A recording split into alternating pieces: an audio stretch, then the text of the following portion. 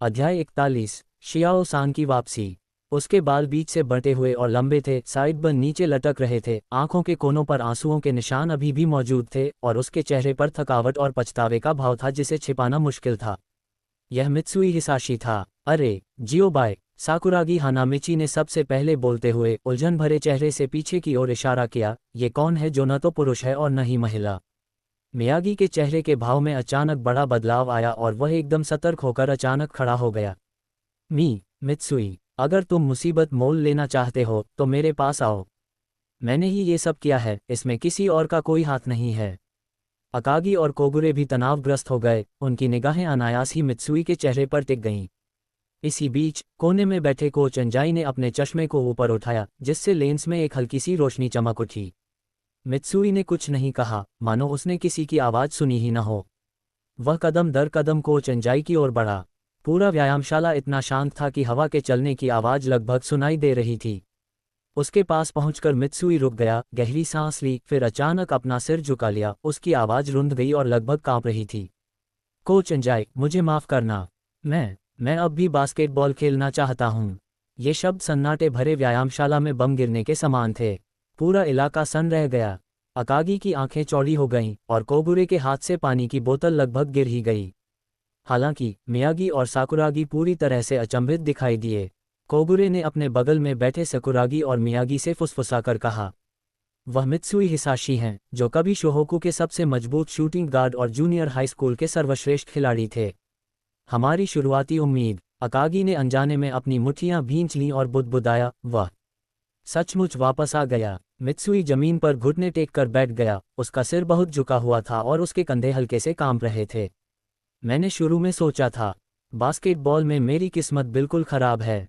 मुझे लगा कि मैं बहुत आगे निकल गया हूं और अब वापस नहीं आ सकता। लेकिन आज बाई यूकुन ने मुझसे जो कहा उससे मेरी आंखें खुल गईं।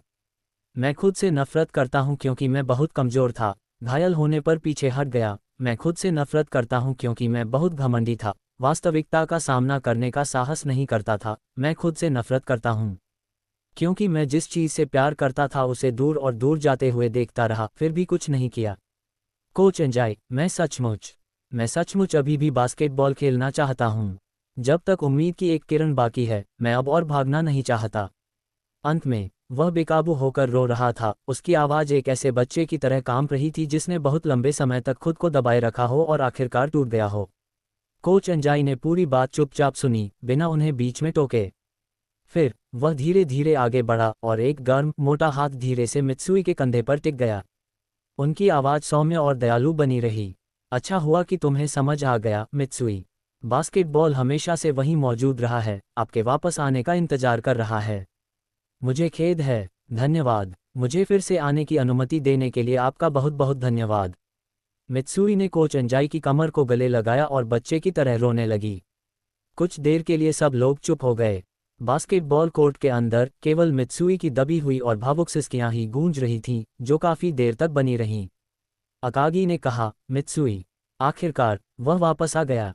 हाँ, कोगुरे ने सिर हिलाते हुए कहा, जो लोग बास्केटबॉल से सबसे ज्यादा नफरत करते हैं, अक्सर वही लोग बास्केटबॉल को सबसे ज्यादा प्यार करते हैं। इसी क्षण मित्सुई ने कोच अंजाई को छोड़ दिया, ऊपर देखा, उसकी आंखें लाल थीं और उसका चेहरा आंसुओं से भीगा हुआ था। वह सबकी ओर मुड़ा, झुककर प्रणाम किया। उसकी आवाज़ अभी भी रुंधी हुई थी, लेकिन पहले से कहीं अधिक सच्ची थी। मुझे खेद है सभी लोग। मित्सुई हिसाशी ने बहुत सारी गलतियां की हैं।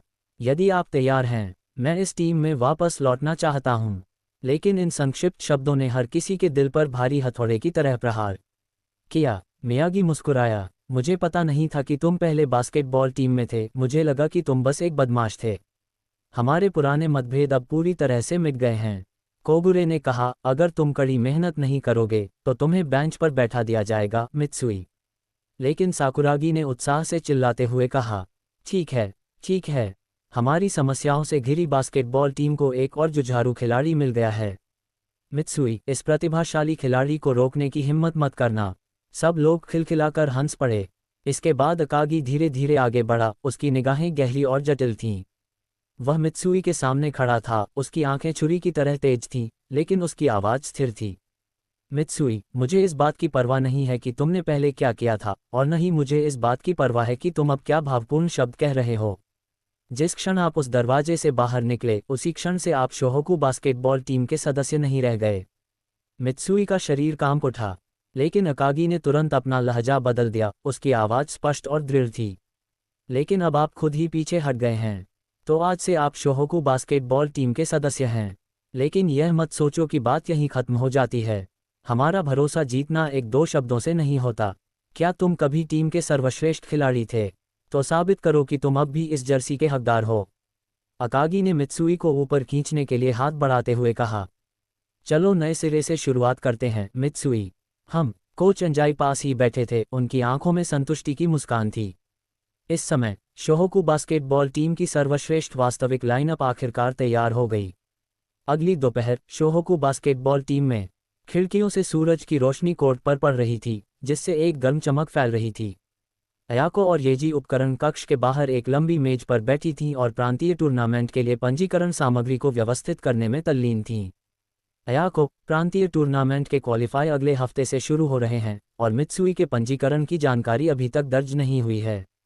क्या वह सचमुच आएगा? येजी ने अपने होंठ सिकुड़े और मुस्कुराते हुए कहा। बाइयुकुन ने कहा कि वह निश्चित रूप से ऐसा करेगा।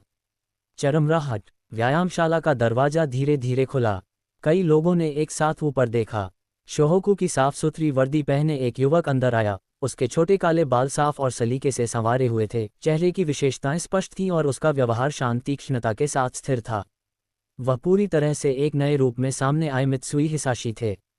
मियागी के साथ लड़ाई में उसके जो सामने के दांत टूट गए थे, उन्हें भी पूरी तरह से ठीक कर दिया गया था और वह अपने पहले के बदमाश रूप की तुलना में पूरी तरह से बदला हुआ दिख रहा था।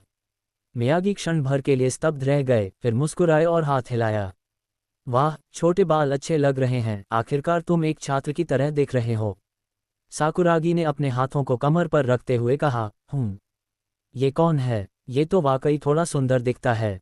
अयाको मुस्कुराते हुए खड़ी हुई और बोली, वापस स्वागत है मित्सुई। मित्सुई ने अपने सिर के पिछले हिस्से को खुजलाया, जिससे उसके चेहरे पर थोड़ी अटपटी सी मुस्कान आ गई। सभी को सुप्रभात। तभी बाइयुकुन की आंखें सिकुड़ गईं और उसके दिमाग में एक सिस्टम प्रॉम्प्ट धीरे से सुनाई दिया।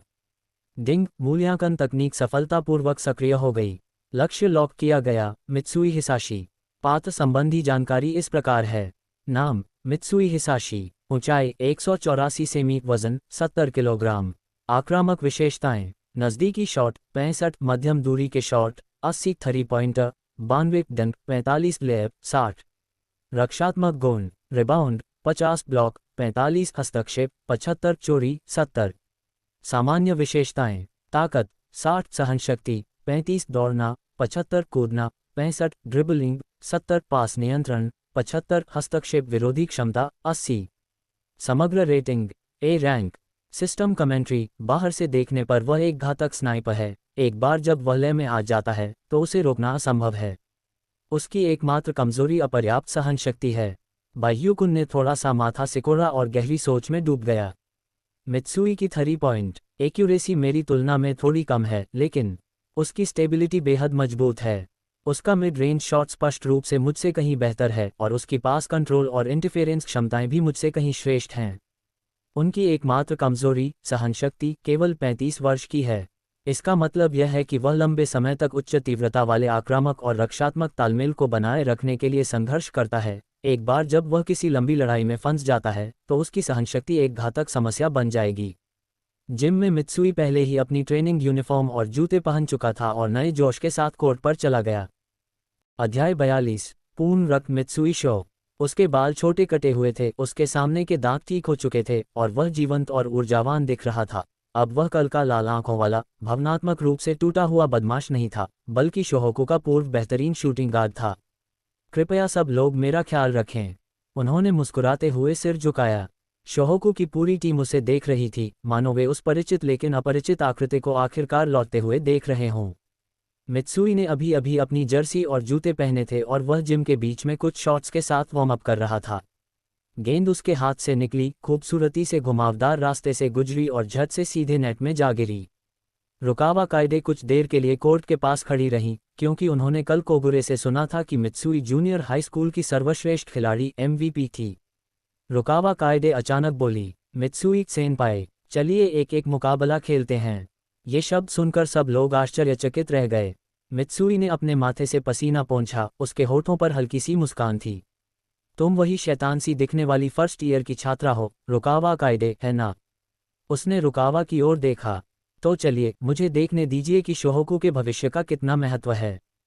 दोनों कोर्ट में दाखिल हुए, एक पुराना, एक नया, उनकी आभाएं आपस में टकरा रही थीं, मानो हवा जमसी गई हो। सबसे पहले साकुरागी में विस्फोट हुआ।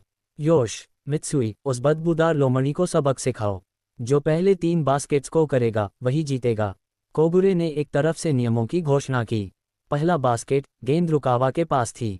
बिना किसी दिखावटी चाल के उसने बस शरीर के सामने से क्रॉसओवर किया। उसकी गति अचानक से बढ़ गई, मानो पिंजरे से छूटा हुआ कोई जानवर हो, और वह तुरंत मित्सुई के सामने आ गया।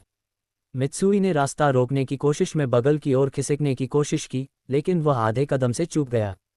रुकावा बेहद तेज गति से बास्केट की ओर दौड़ी, ऊंची छलांग लगाई और एक हाथ से शानदार डंक मारा। बास्केटबॉल की गेंद जोरदार आवाज के साथ घेरे में जा गिरी, जिसकी गूंज पूरे जिम में सुनाई दी। अकागी ने सिर हिलाते हुए कहा, जैसा कि रुकावा कायदे से उम्मीद थी। कोगुरे ने अपने चश्मे को ऊपर करते हुए कहा, उसकी विस्फोटक क्षमता और शारीरिक समन्वय दोनों ही उत्कृष्ट हैं। मित्सुई ने चुपचाप बास्केटबॉल उठाए और 3 पॉइंट लाइन की ओर चल दिया। उसने कोई प्रतिक्रिया नहीं दी, बस अपना ध्यान केंद्रित किया और शांति से गेंद को नियंत्रित किया। अगले ही पल उसने इतनी कुशलता से शॉट मारने का नाटक किया कि रुकावा कायदे ने अपना वजन थोड़ा ऊपर की ओर स्थानांतरित कर लिया। अच्छा अवसर, मित्सुई ने रुकावा को पछाड़ते हुए शानदार क्रॉसओवर किया, अचानक रुका और बीच की दूरी से जंप शॉट लगाया। स्विश, सीधा नेट के पार। स्कोर 1:1। इसके बाद रुकावा कायदे ने अधिक आक्रमणकारी तरीका चुना, पोस्ट अप आइसोलेशन प्ले। उसने अपने शरीर का इस्तेमाल करते हुए धीरे धीरे मित्सुई के डिफेंस में घुसपैठ की, फिर मुड़ा, पीछे झुका और एक सटीक जंप शॉट लगाया। मित्सुई ने पूरी ताकत से छलांग लगाकर गेंद को रोकने की कोशिश की, लेकिन वह आधा इंच से चूक गया। धड़ाम, गेंद बैकबोर्ड से टकराए और गोल में चली गई। 2:1। मियागी ने फुसफुसाते हुए कहा, रुकावा न केवल गाड़ी चला सकता है, बल्कि वह पोस्ट अप्स में भी बहुत कुशल है। मित्सुई की सांसें तेज चल रही थीं और कनपटी से पसीना टपक रहा था, लेकिन फिर भी वह चेहरे पर कोई भावविभोरता न दिखाते हुए वापस परिसर की ओर चल पड़ा। इस बार रुकावा का रक्षात्मक तंत्र अधिक मजबूत था, दबाव से भरा हुआ था, जिससे शॉट लगाने के लिए लगभग कोई जगह नहीं बची थी। मित्सुई ने कई बार नाकामयाब होकर चकमा देने की कोशिश की, फिर अचानक एक बड़ा जैब स्टेप लेकर रुकावा को स्लाइड करने के लिए मजबूर किया, और अगले ही पल उसने जोरदार तरीके से जमीन से धक्का दिया और जोर से पीछे हट गया। रुकावा ने अविश्वसनीय रूप से तेजी से प्रतिक्रिया दी और ब्लॉक करने के लिए हवा में छलांग लगाए। मित्सुई ने लगभग असंतुलित अवस्था में ही शॉट लगा दिया। गेंद छोड़ते समय वह पीछे की ओर झुक गया था। बास्केटबॉल उसकी उंगलियों को छूकर निकल गई। Swish, swish, 2:2। बहुत सुंदर। अयाको खुद को रोक नहीं पाए और चिल्ला पड़ी। साकुरागी पहले से ही बंदर की तरह उछल रहा था, मुट्ठियां हवा में लहराते हुए चिल्ला रहा था, जाओ मित्सुई, उस बदबूदार लोमड़ी को हराओ। आखिरी शॉट के लिए मित्सुई के हाथ में गेंद थोड़ी अस्थिर थी और उसकी हरकतें स्पष्ट रूप से धीमी थीं। रुकावा का चेहरा भावहीन था, उसका बचाव एक परछाई की तरह था, जिससे उसे लगभग कोई लय नहीं मिल रही थी। सेकंड बीतते गए, मित्सुई को धीरे धीरे कोने की ओर धकेला गया, उसकी सांसें तेज होती गईं। रुकावा ने अचानक सही समय का अंदाजा लगाया और गेंद छीनने के लिए छलांग लगाए। ठीक उसी क्षण मित्सुई की आंखें कठोर हो गईं, उसने जमीन पर जोर से पैर पटका और उसका शरीर पूरी ताकत से पीछे की ओर दाईं ओर उछल गया। Step back 3 pointer. यह एक बेहद मुश्किल शॉट था, गेंद छोड़ते समय उसका पूरा शरीर लगभग हवा में ही मुड़ गया था। रुकावा ने रोकने की पूरी कोशिश की, लेकिन फिर भी वह 1 इंच से चूक गया। बास्केटबॉल कांपती हुई लेकिन दृढ़ रेखा में घूम रही थी, मानो वह उसकी अटूट इच्छाशक्ति को अपने साथ लिए हुए हो। स्विश, पूरा जिम सन्नाटे में डूब गया। मित्सुई ने विजयी शॉट लगाया। स्कोर 3:2। जिम में एक पल के लिए सन्नाटा छा गया, फिर ये फट पड़ा। आहा हा हा हा। सकुरागी तुरंत उछल पड़ा, मित्सुई, तुम तो कमाल हो। सुंदर, अयाको चिल्लाया। अकागी ने हल्के से सिर हिलाया, ऐसा लगता है इस आदमी में अभी भी वह बात है। योको की आंखें चौड़ी हो गईं और उसने आश्चर्य से मित्सुई की ओर देखा, वह 3 पॉइंटर। वह बाईयुकुन के 3 पॉइंटर को टक्कर देता है। मित्सुई अपनी जगह पर खड़ा रहा, उसका शरीर थोड़ा डगमगा रहा था, उसके चेहरे पर अभी भी वही दृढ़ निश्चय का भाव था जो उसके शॉट के समय था। अगले ही पल वह एक घुटने पर बैठ गया, हाथ घुटनों पर रखे, तेजी से सांस ले रहा था, उसके बालों से लगातार पसीना टपक रहा था। रुकावा कायदे के साथ उच्च तीव्रता वाला मुकाबला। उसकी सहनशक्ति अपनी सीमा तक पहुंच चुकी थी। बायु दरबार के किनारे खड़ी होकर चुपचाप उसे देख रही थी। वास्तव में सहनशक्ति की कमी ही उनकी सबसे बड़ी कमजोरी थी।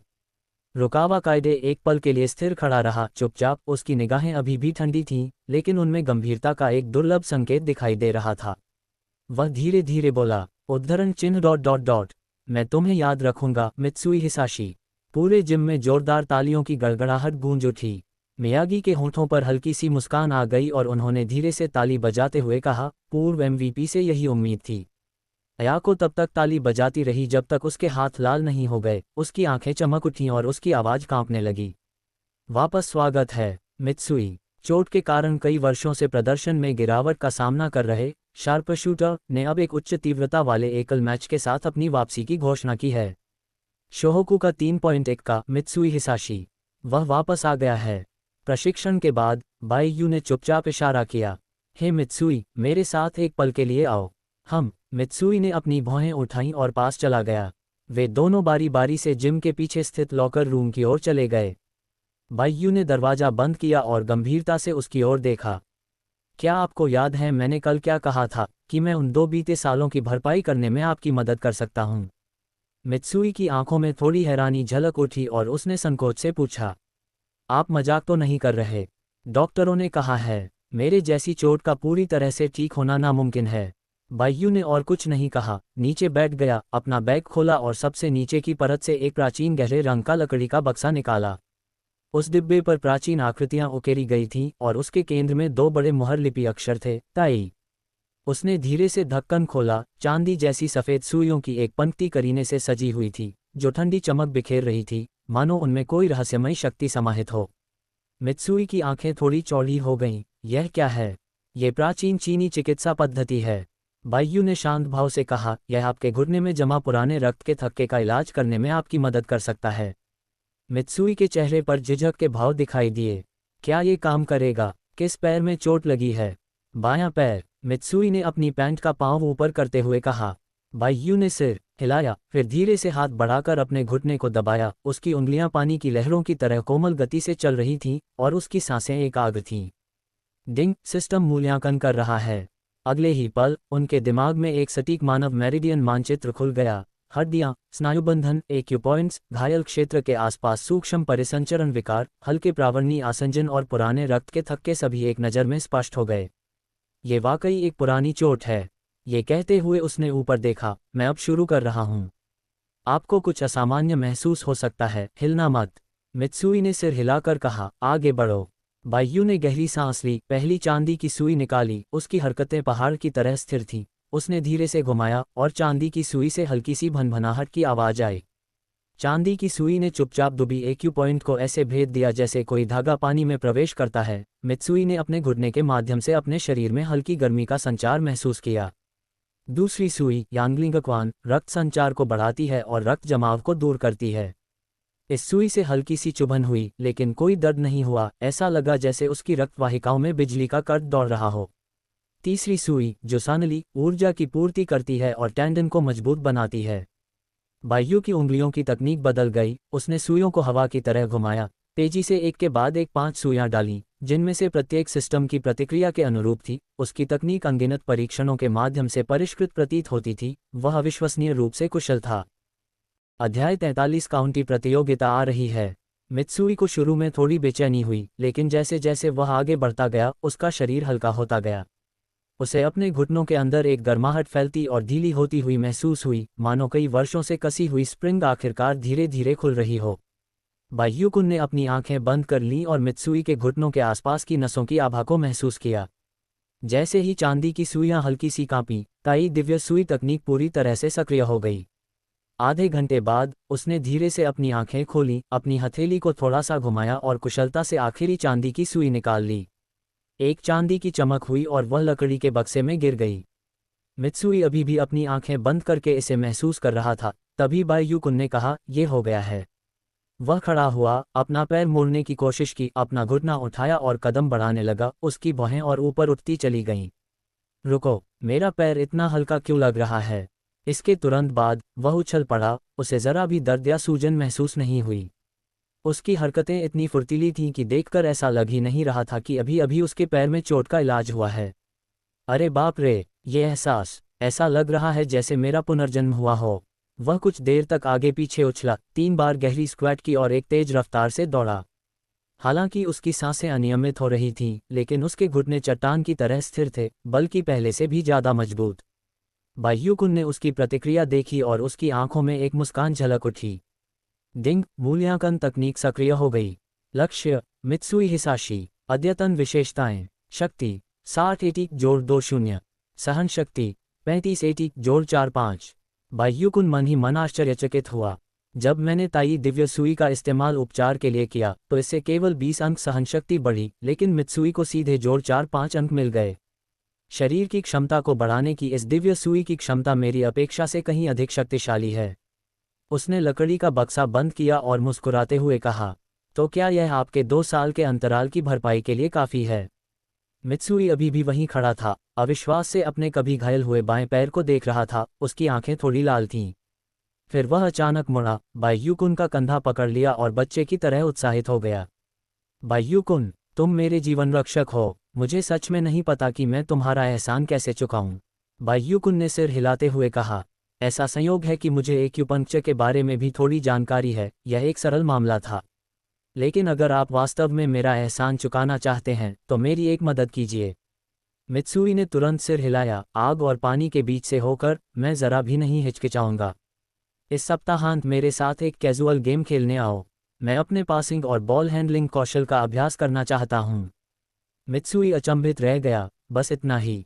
हाँ, ये ही बात है। मित्सुई तुरंत मुस्कुराया, हाँ, ये तो बहुत आसान है। इसे मुझ पर छोड़ दो। बाह्युकुन जानता था कि पीजी के उन्नति मिशन को पूरा करने के लिए वह केवल मित्सुई पर ही भरोसा कर सकता है। ए रैंक टीम में मिलना मुश्किल था। उसने मूल रूप से आंतरिक अभ्यास मैचों के दौरान एक बग का फायदा उठाकर मिशन को पूरा करने की योजना बनाई थी।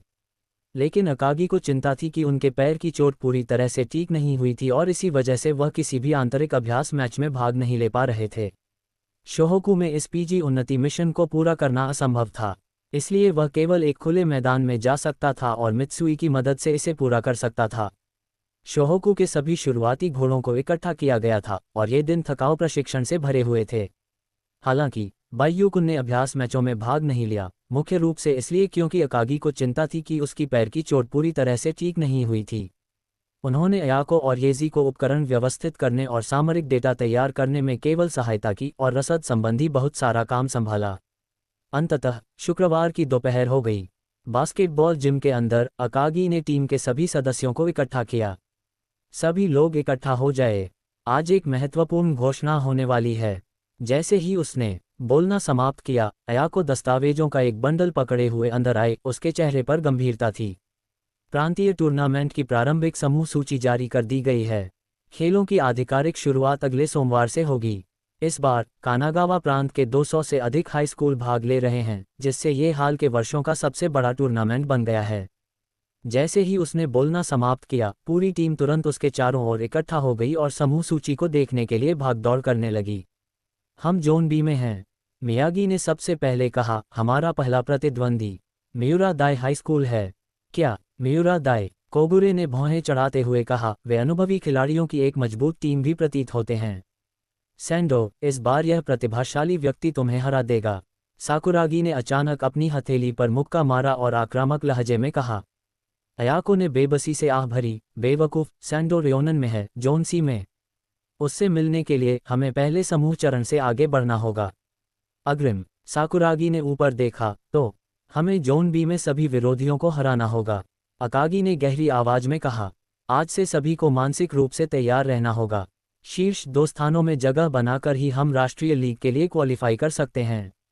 पिछले साल पहले स्थान पर हैनान था, जिसने लगातार 16 वर्षों तक कानागावा पर अपना दबदबा बनाए रखा है, और दूसरे स्थान पर रहने वाला शोयो भी हैनान से कम शक्तिशाली नहीं है। अगर हमें राष्ट्रीय स्तर पर पहुंचना है तो हमें इन 2 बड़ी बाधाओं को पार करना ही होगा। एक पल के लिए सभी के चेहरे के भाव बदल गए। यासुदा के चेहरे पर निराशा के भाव थे। हम शोयो के साथ एक ही समूह में हैं। हमारी किस्मत ही खराब है। कोगुरे ने कहा, आगे बढ़ने के लिए हमें उनसे सीधे मुकाबले में उतरना होगा। लेकिन साकुरागी ने इन सब बातों को नज़रअंदाज करते हुए सीधे चिल्लाकर कहा, हम्फ हैनान शोयो, मैं, यह महाप्रतिभाशाली व्यक्ति, उन्हें हरा दूंगा। बाह्युकुन ने हल्की सी मुस्कान के साथ शांत भाव से कहा, इस बार मित्सुई और मियागी की वापसी के साथ साथ हमारे बढ़ते हुए मौन सहयोग से उन्हें हराना असंभव नहीं है, लेकिन अपने ऊपर ज़्यादा दबाव मत डालो। अभी सबसे महत्वपूर्ण बात मियुरा दाई के खिलाफ पहला मैच जीतना है। उनकी आवाज़ तेज नहीं थी, लेकिन वह एक सुकून देने वाली गोली की तरह थी। सबके दिलों में व्याप्त तनाव धीरे धीरे कम हो गया। अकागी ने भारी मन से सिर हिलाया। बाह्युकुन सही कह रहा है, बहुत ऊंचा लक्ष्य मत रखो, हमारा पहला कदम मियुरा दाई को हराना है। अगर इस सप्ताहांत सबके पास समय हो तो जमकर अभ्यास करें। हम अगले सोमवार को सुबह ठीक 8:30 बजे बास्केटबॉल जिम में मिलेंगे। क्या आपने मुझे ठीक से सुना? हाँ, शोहोकू जीतेगा, सभी ने एक साथ जोर से चिल्लाया, जिससे मनोबल तुरंत बढ़ गया। प्रशिक्षण के बाद सभी लोग एक एक करके बास्केटबॉल जिम से बाहर निकल गए। प्रवेश द्वार पर बाह्युकुन ने मित्सुई के कंधे पर थपथपाया और फुसफुसाते हुए कहा, कल के बारे में मत भूलना। मित्सुई ने सिर हिलाते हुए कहा, चिंता मत करो, मैं तुम्हारा इंतजार करूंगा। अरे शियाओ बाय, मित्सुई, तुम दोनों क्या कर रहे हो? साकुरागी अचानक आगे झुकी और संदेह भरी नज़रों से उन दोनों को देखने लगी। बाह्युकुन मुस्कुराया और अपने हाथ फैला दिए। मित्सुई और मैंने कल बिन्हाई पार्क में एक कैजुअल गेम खेलने और अपने तालमेल का अभ्यास करने पर सहमति जताई है। ये सुनकर साकुरागी तुरंत भड़क उठा, इस प्रतिभाशाली को अभ्यास से कैसे बाहर रखा जा सकता है? बाह्युकुन का मन बदल गया। दरअसल 7 असिस्ट के मिशन को पूरा करने के लिए उन्हें एक भरोसेमंद रिबाउंडर की जरूरत थी। हालांकि साकुरागी की तकनीक थोड़ी कच्ची थी, लेकिन उसकी रिबाउंडिंग स्थिरता निश्चित रूप से आम राहगीरों की तुलना में कहीं अधिक थी और यह समन्वय का अभ्यास करने का एक अच्छा मौका होगा। वह मुस्कुराया और सिर हिलाते हुए बोला, ठीक है, तो तुम भी आ सकते हो। कल शाम 5 बजे बिन्हाई पार्क में, देर मत करना। मित्सुई ने हल्की सी नाक से कुड़ी। साकुरागी, मुझे उम्मीद है कि तुम हमें पीछे नहीं रोकोगे।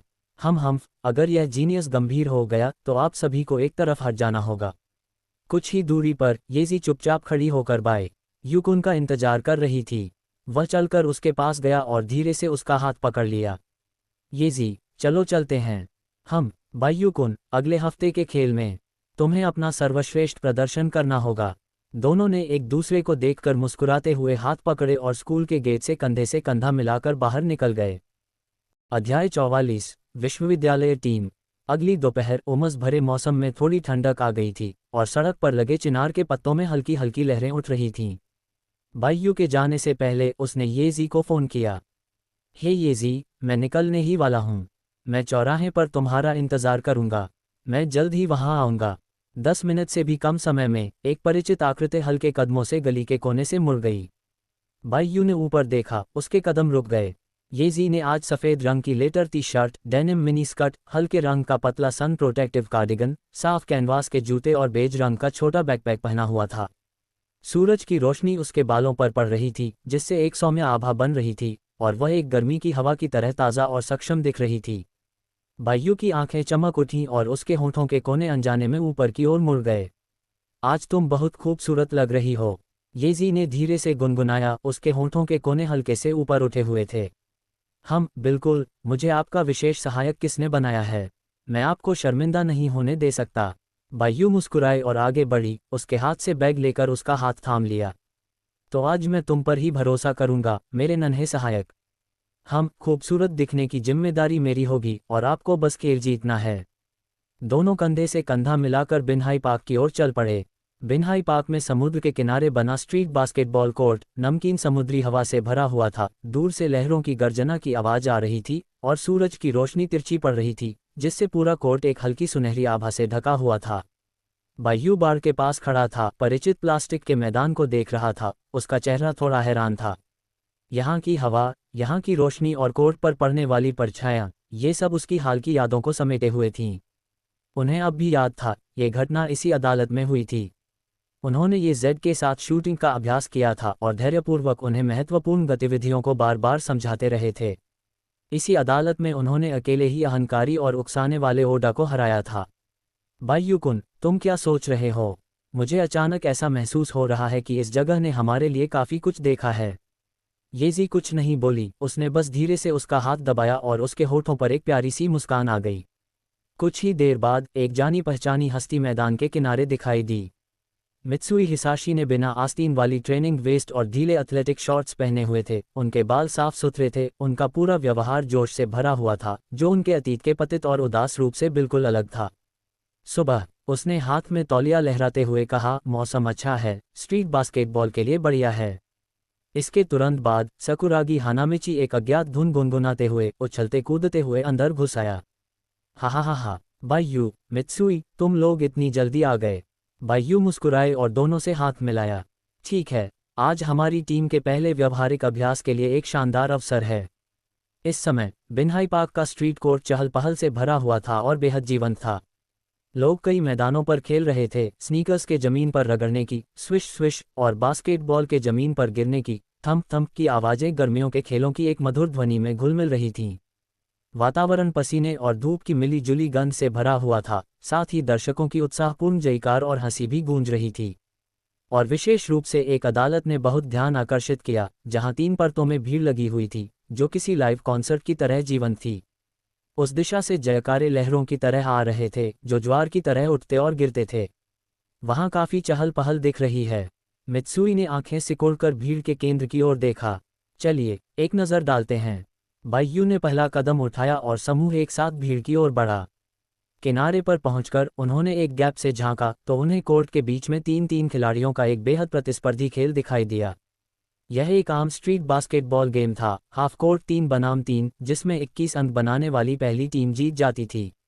विजेता टीम मैदान पर ही रही, हारने वाली टीम चली गई। और अगली टीम ने चुनौती दी, जिसे आमतौर पर टेकिंग द वेव के नाम से जाना जाता है। इस समय मैदान पर मौजूद टीम सभी टीमों को हरा रही थी। बायू की निगाहें तुरंत अपनी टीम के मुख्य खिलाड़ी पर टिक गईं, जो फूलों वाली बनियान पहने हुए लगभग 2 मीटर लंबा एक हट्टा-कट्टा आदमी था। यह आदमी मजबूत शरीर वाला था, उसके पंख अविश्वसनीय रूप से विशाल थे और उसका लगभग हर हमला एक सरल, क्रूर और निर्णायक सफलता में बदल जाता था। टकराना, एक हाथ से किया गया जबरदस्त स्लैम डंक। बास्केटबॉल इतनी जोर से हुप में घुसी कि बैकबोर्ड 3 बार हिल गया।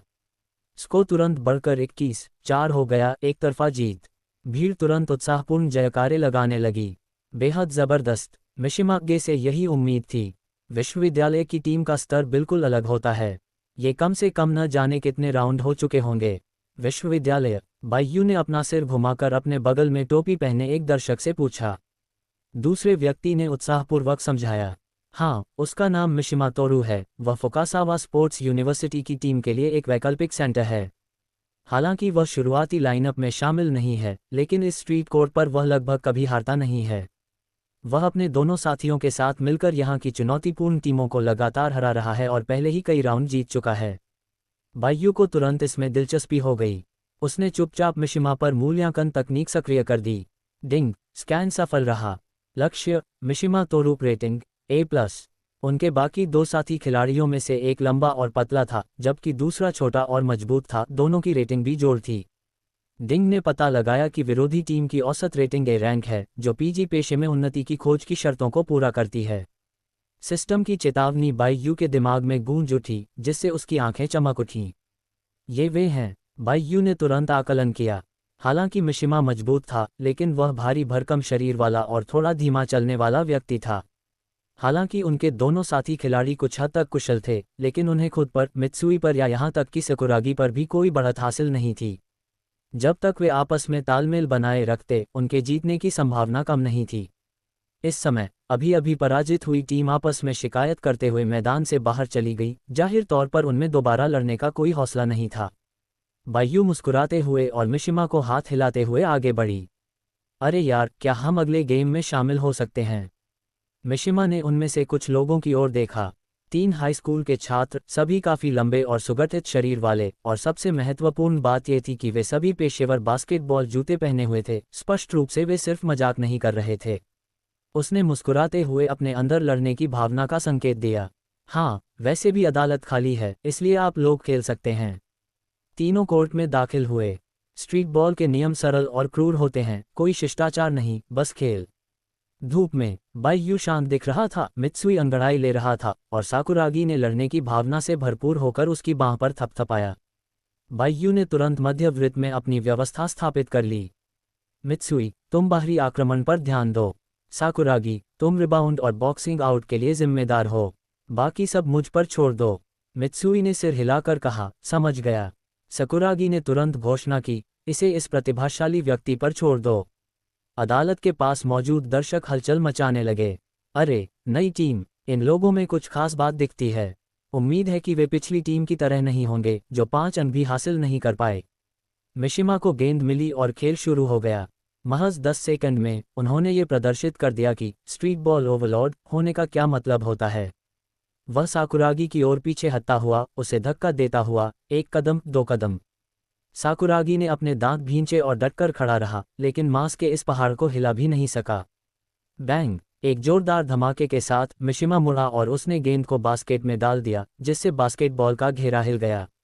इसके तुरंत बाद आक्रमण की दूसरी लहर में उसने घूमने का नाटक किया और फिर सीधे अपने कंधे का इस्तेमाल करके साकुरागी को दूर धकेल दिया और फिर से उसे डंक मारकर बुरी तरह से कुचल दिया।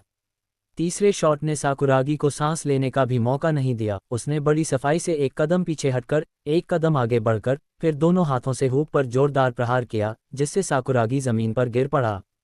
साकुरागी, मित्सुई ने चिल्लाकर कहा, और इस समय तक स्कोर 6-0 हो चुका था।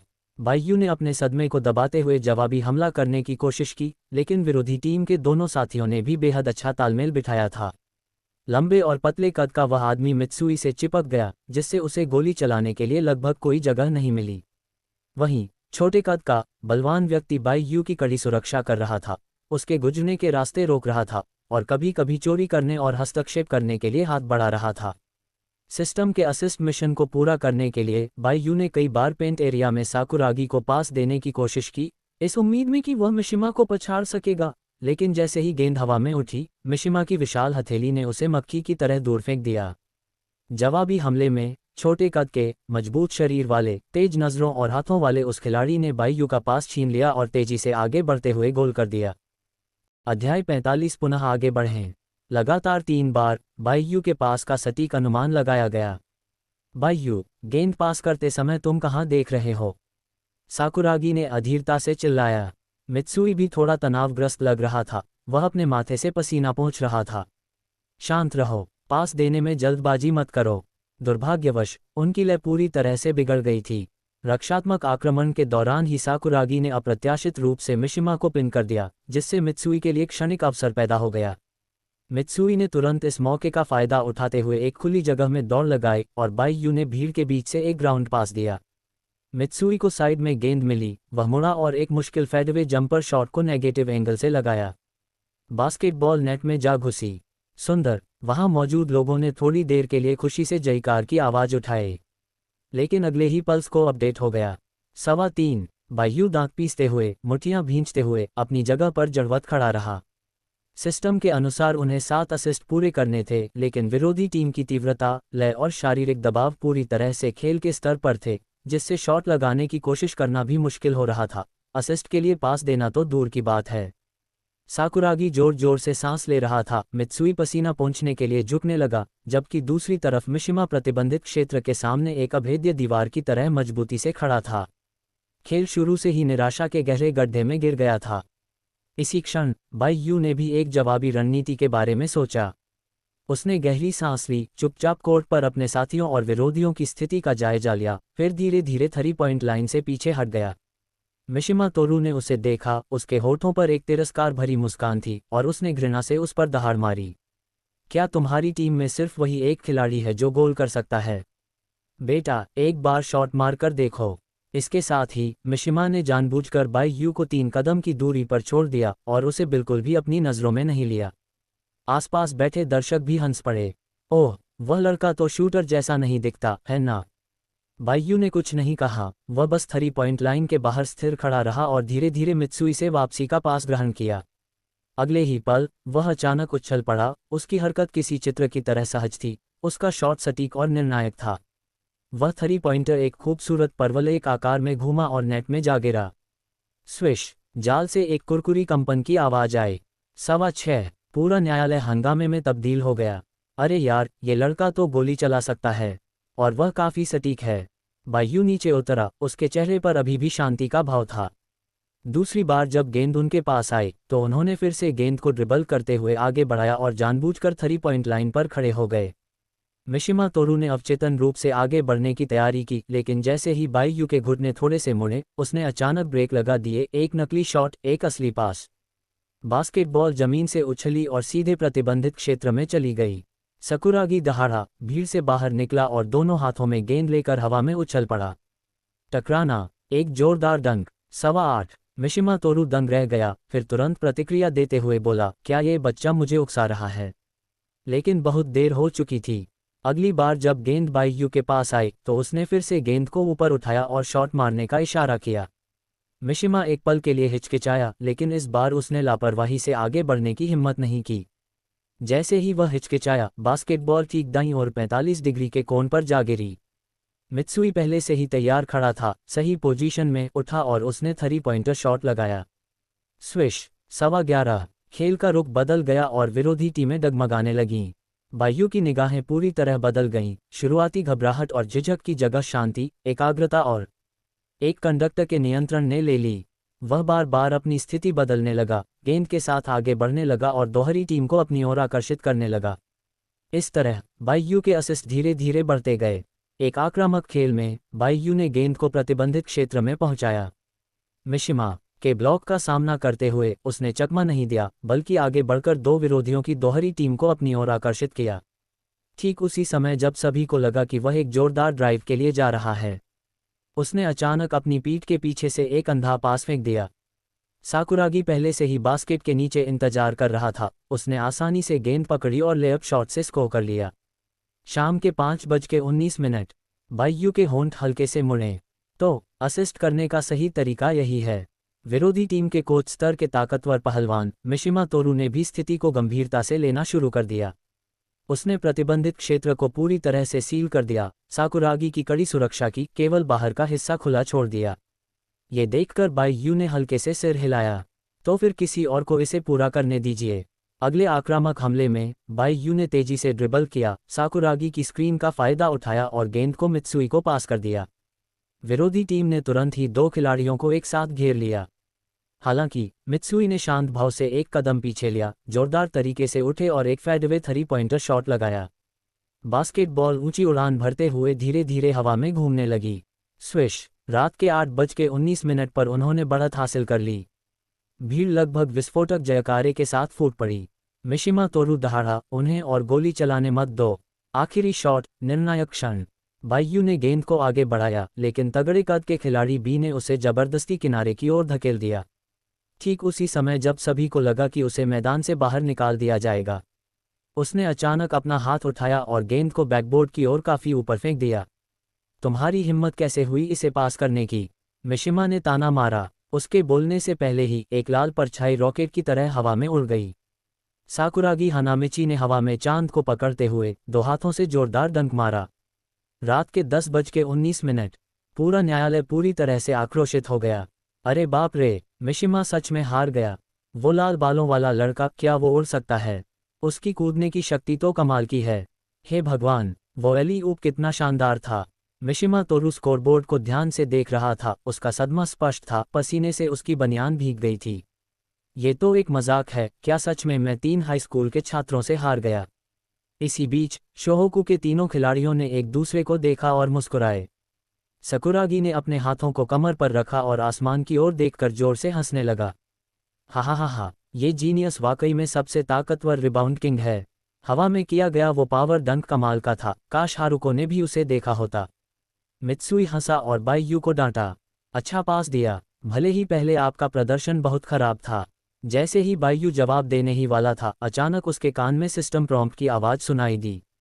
डिंग, मेजबान को बधाई हो, आपने मिशन पूरा कर लिया है। ए रैंक टीम को हराया और खेल में 7 प्रभावी असिस्ट पूरे किए। वर्तमान पेशेवर रैंक को अपग्रेड करके पीजी एलीट कर दिया गया है।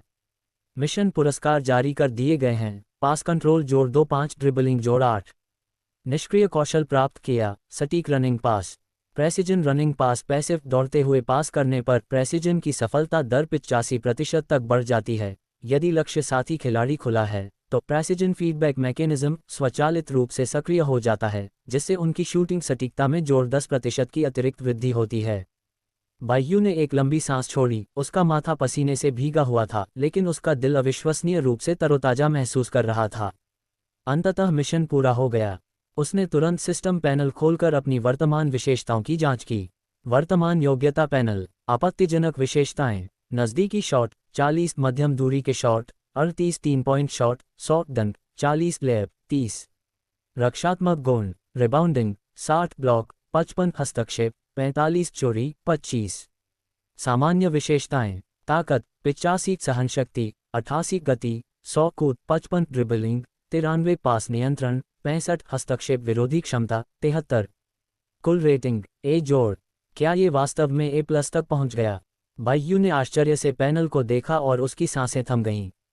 3 पॉइंट शूटिंग, दौड़ना, ड्रिबलिंग और स्टैमिना, ये सभी चीजें टीम के उच्चतम स्तर पर थीं। अब बेहतर पास कंट्रोल और पूरी तरह से विकसित कौशल सेट के साथ आखिरकार उसके पास एक सच्चे पॉइंट गार्ड की बुनियादी क्षमताएं मौजूद थीं।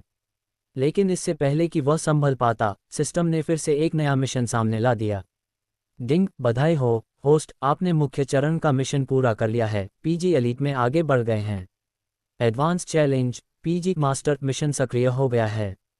वर्तमान मिशन उद्देश्य। पॉइंट गार्ड के रूप में शोहोकू को Miura Dai high school basketball team के खिलाफ जीत दिलाएं। आधिकारिक खेल। मिशन पुरस्कार। चोरी जोड़ 2-5, पास नियंत्रण जोड़ 1-5, स्थायी वृद्धि। कौशल को पुरस्कृत करें। Lightning steel passive. Lightning steel. जब कोई विरोधी खिलाड़ी ड्रिबल कर रहा होता है तो मेजबान टीम की स्टील करने की गति 50% बढ़ जाती है और रिएक्शन प्रेडिक्शन मैकेनिज्म सक्रिय हो जाता है, जिससे विरोधी खिलाड़ी की लय में बदलाव के क्षण में तुरंत, बिना किसी फाउल के स्टील करने का 30% मौका मिलता है। यदि लक्ष्य पॉइंट गार्ड या स्कोर है तो सफलता दर में जोड़ 10% की और वृद्धि होती है। बायू की आंखें थोड़ी सिकुड़ गईं। क्या ये एक ऐसा कौशल है जो विशेष रूप से मेरी रक्षात्मक कमजोरी को दूर करने के लिए है? उसने अनजाने में अपनी मुट्ठी भींच ली। इस प्रणाली से न केवल पास कंट्रोल और ड्रिबलिंग में सुधार हो रहा था, बल्कि अब रक्षा पंक्ति को भी मजबूती मिल रही थी। स्पष्टतः इस प्रणाली ने आगामी आधिकारिक खेल को बहुत महत्व दिया। ये सोचते ही बायू के मन में मियुरा दाई का नाम कौंध गया।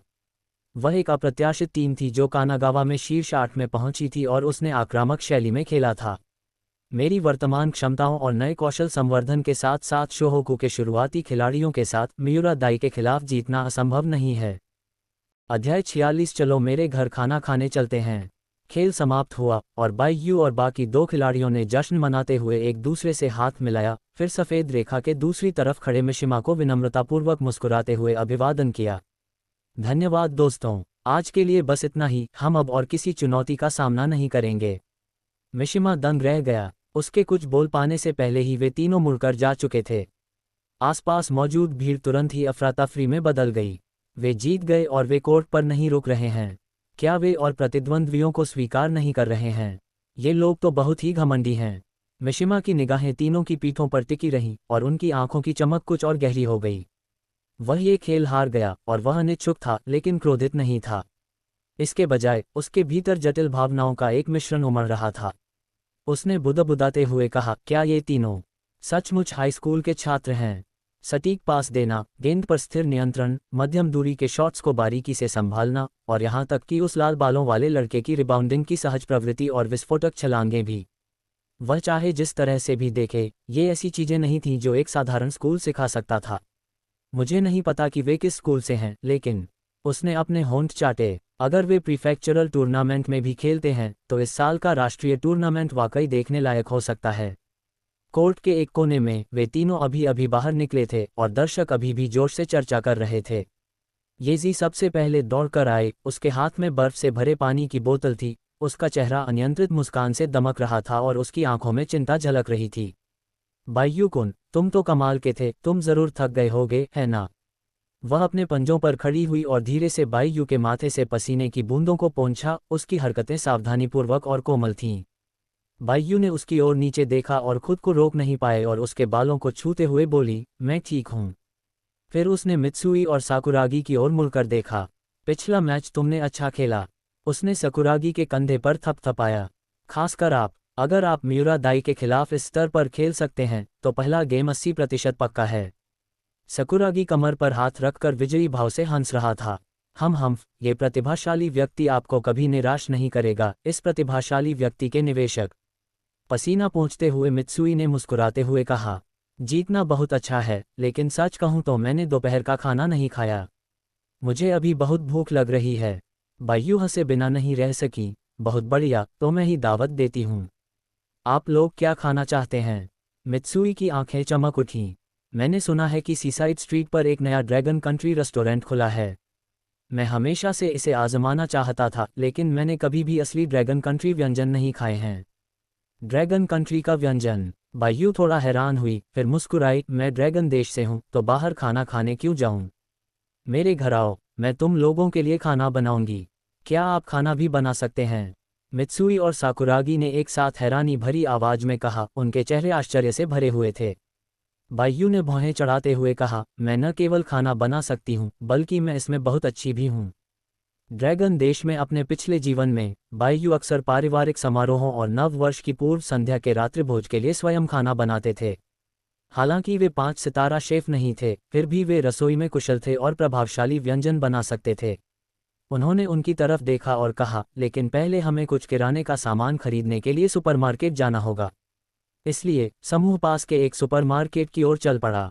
येजी ने शॉपिंग कार्ट को धकेलते हुए धीरे धीरे और धैर्यपूर्वक उनका पीछा किया। मित्सुई ने उत्साहपूर्वक सामग्रियों के चयन का जिम्मा संभाला और उनकी ताजगी की सावधानीपूर्वक जांच की।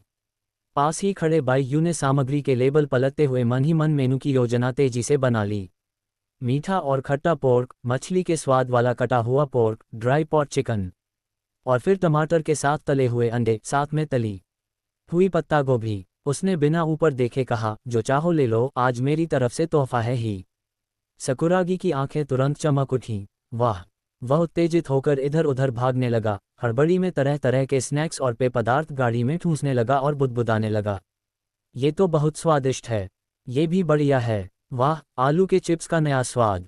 किराने का सामान खरीदने के बाद बड़े बड़े बैग लिए हुए समूह एक शांत आवासीय क्षेत्र के सामने पहुंचा। जब मित्सुई ने ऊपर देखा और अपने सामने घर को देखा तो वह जम गया और लगभग अपने हाथों में पकड़े हुए बैग गिरा ही दिए। रुको, शियाओ बाई, क्या ये घर तुम्हारा है? उनके सामने एक 3 मंजिला स्वतंत्र विला था, जिसकी दीवारें सफ़ेद और टाइलें धूसर रंग की थीं।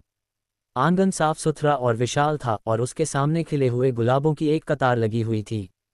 ढलते सूरज की किरणें पेड़ों की छाया से छनकर छत और छज्जे पर फैल रही थीं, जिससे पूरा दृश्य किसी टीवी ड्रामा के स्वप्न दृश्य जैसा लग रहा था। बायू ने सिर हिलाया। हाँ, मेरे माता पिता का निधन जल्दी हो गया था, इसलिए मैं अब इस घर में अकेला रहता हूँ। मुझे बहुत खुशी है कि आप लोग आ सके। क्या आप यहाँ अकेले रहते हैं? मित्सुई अप्रत्याशित रूप से अवाक रह गया। सकुरागी के मुंह का आकार ओ जैसा हो गया। शाओ बाई, क्या तुम सचमुच इतने अमीर हो? समूह घर में दाखिल हुआ और जैसे ही दरवाजा खुला, वे अपने सामने के दृश्य को देखकर एक बार फिर स्तब्ध रह गए।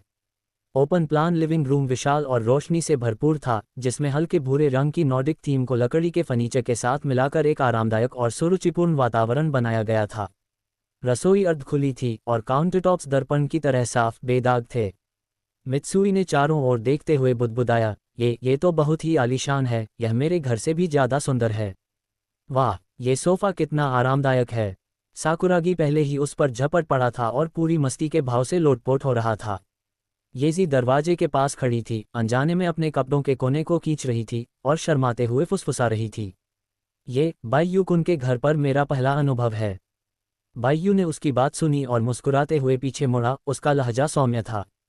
तो आज इसे आपकी पहली यात्रा होने दीजिए, और साथ ही यह आपका पहला मौका भी हो सकता है जब आप मेरे बनाए खाने का स्वाद चखें। ये जेड के गाल हल्के से लाल हो गए और उसने धीरे से सिर हिलाया। कुछ ही समय बाद घर के अंदर का तापमान धीरे धीरे बढ़ने लगा। रसोई में बर्तनों की खड़खड़ाहट उठती गिरती रही, साथ ही गर्म तेल के चटकने की आवाज़ भी आती रही और भोजन की सुगंध धीरे धीरे पूरे कमरे में फैलती रही। एप्रन पहने बायू चूल्हे के सामने खड़े थे। उनके हाथ में एक स्पैटुला था और वे बड़ी कुशलता से कढ़ाई में सूखे चिकन को भून रहे थे। उनकी हरकतें तेज और लयबद्ध थीं। चूल्हे के एक कोने में टमाटर के साथ तले हुए अंडे पहले ही परोसे जा चुके थे, लाल और पीले रंग का मिश्रण, एक मोहक सुगंध के साथ। येजी पास ही एक छोटे से काउंटर पर खड़ी थी और गाजर को सावधानीपूर्वक पतले पतले टुकड़ों में काट रही थी। वह एक तरफ खड़ी थी, उसके माथे पर बालों की कुछ लंटें बिखरी हुई थीं, उसका चेहरा गंभीर था और उसने धीरे से पूछा, बायू कुन, क्या गाजर को इस तरह से काटना ठीक रहेगा? बायू ने बगल में देखा, उसके होठों पर मुस्कान थी। हम चाकू चलाने में तुम्हारा कौशल अच्छा है। येजी की आंखों में मुस्कान की एक झलक दिखी और उसने फुसफुसाते हुए कहा, दरअसल मैं घर पर अक्सर खाना बनाती थी, लेकिन मैंने आपके साथ पहले कभी खाना नहीं बनाया है। तो अब से हम अक्सर साथ मिलकर खाना बना सकते हैं। बायू के शब्द स्वाभाविक रूप से निकले, उनका लहजा हल्का था, मानो वह किसी बहुत ही साधारण बात के बारे में बात कर रहे हों। लेकिन येजी की उंगलियां थोड़ी देर के लिए रुक गईं और उसके कान के निचले हिस्से धीरे से लाल हो गए। वहीं बैठक कक्ष के दूसरी तरफ का माहौल बिल्कुल अलग था। बायू के टीवी के सामने फैमिकॉम पहले से ही जुड़ा हुआ था और स्क्रीन पर क्लासिक पिक्सेलेटेड गेम कॉन्ट्रा तेजी से आगे बढ़ रहा था। मित्सुई फर्श पर पालथी मारकर बैठा था, आगे की ओर झुका हुआ था, उसकी आंखें स्क्रीन पर टिकी हुई थीं। जल्दी करो, मैं ऊपर जाता हूं, तुम पानी के रास्ते जाओ। इतनी जल्दी मत करो, मुझे कोई आपत्ति नहीं। साकुरागी कालीन पर बेसुध पड़ा था, उसके हाथों में कंट्रोलर लगभग कुचल गया था। ये जीनियस गेम खेलते समय हमेशा सीधे आगे बढ़ता है। अगर तुम धीमे हुए तो मैं उड़ जाऊंगा। मैंने अभी अभी तुम्हें 3 जिंदगियां उधार दी हैं, कमीने। मित्सुई दहाड़ा, मेरी बंदूक फिर से छीनने की कोशिश करो। मैंने इसे पहले देखा था, बेवकूफ़। दोनों ने गुस्से में आकर बटन दबाए और लगातार एक दूसरे को गालियां देते और हंसते रहे। खेल में पॉप की आवाज़ के साथ ही मौत की आवाज़ सुनकर साकुरागी चीख उठा, आह, मैं मर गया। मित्सुई, तुमने मुझे फंसा दिया। तुम खुद उससे टकराए और मर गए। ठीक है, मुझे एक और जीवन दे दो, मैं जीना चाहता हूँ। भाड़ में जाओ। अध्याय 47। येजी मेरे घर पर रात भर रुकना चाहती है। कुछ ही देर में खाने की मेज पर गर्मागर्म माहौल छा गया और बायू एक के बाद एक स्वादिष्ट लॉन कंट्री के पारंपरिक व्यंजनों की प्लेटें परोसने लगी। सुनहरे और कुरकुरे मीठे और खट्टे पोर्क रिब्स, जिन पर गाढ़ी चमकदार लाल चटनी डाली गई थी, बाहर से कुरकुरे और अंदर से नरम थे और इनका स्वाद मीठा और खट्टा था। मसालेदार और स्वादिष्ट ड्राई पॉट चिकन क्यूब्स को लाल और हरी मिर्च से सजाया गया था और तेल में लिपटे चिकन के टुकड़े सिजल कर रहे थे।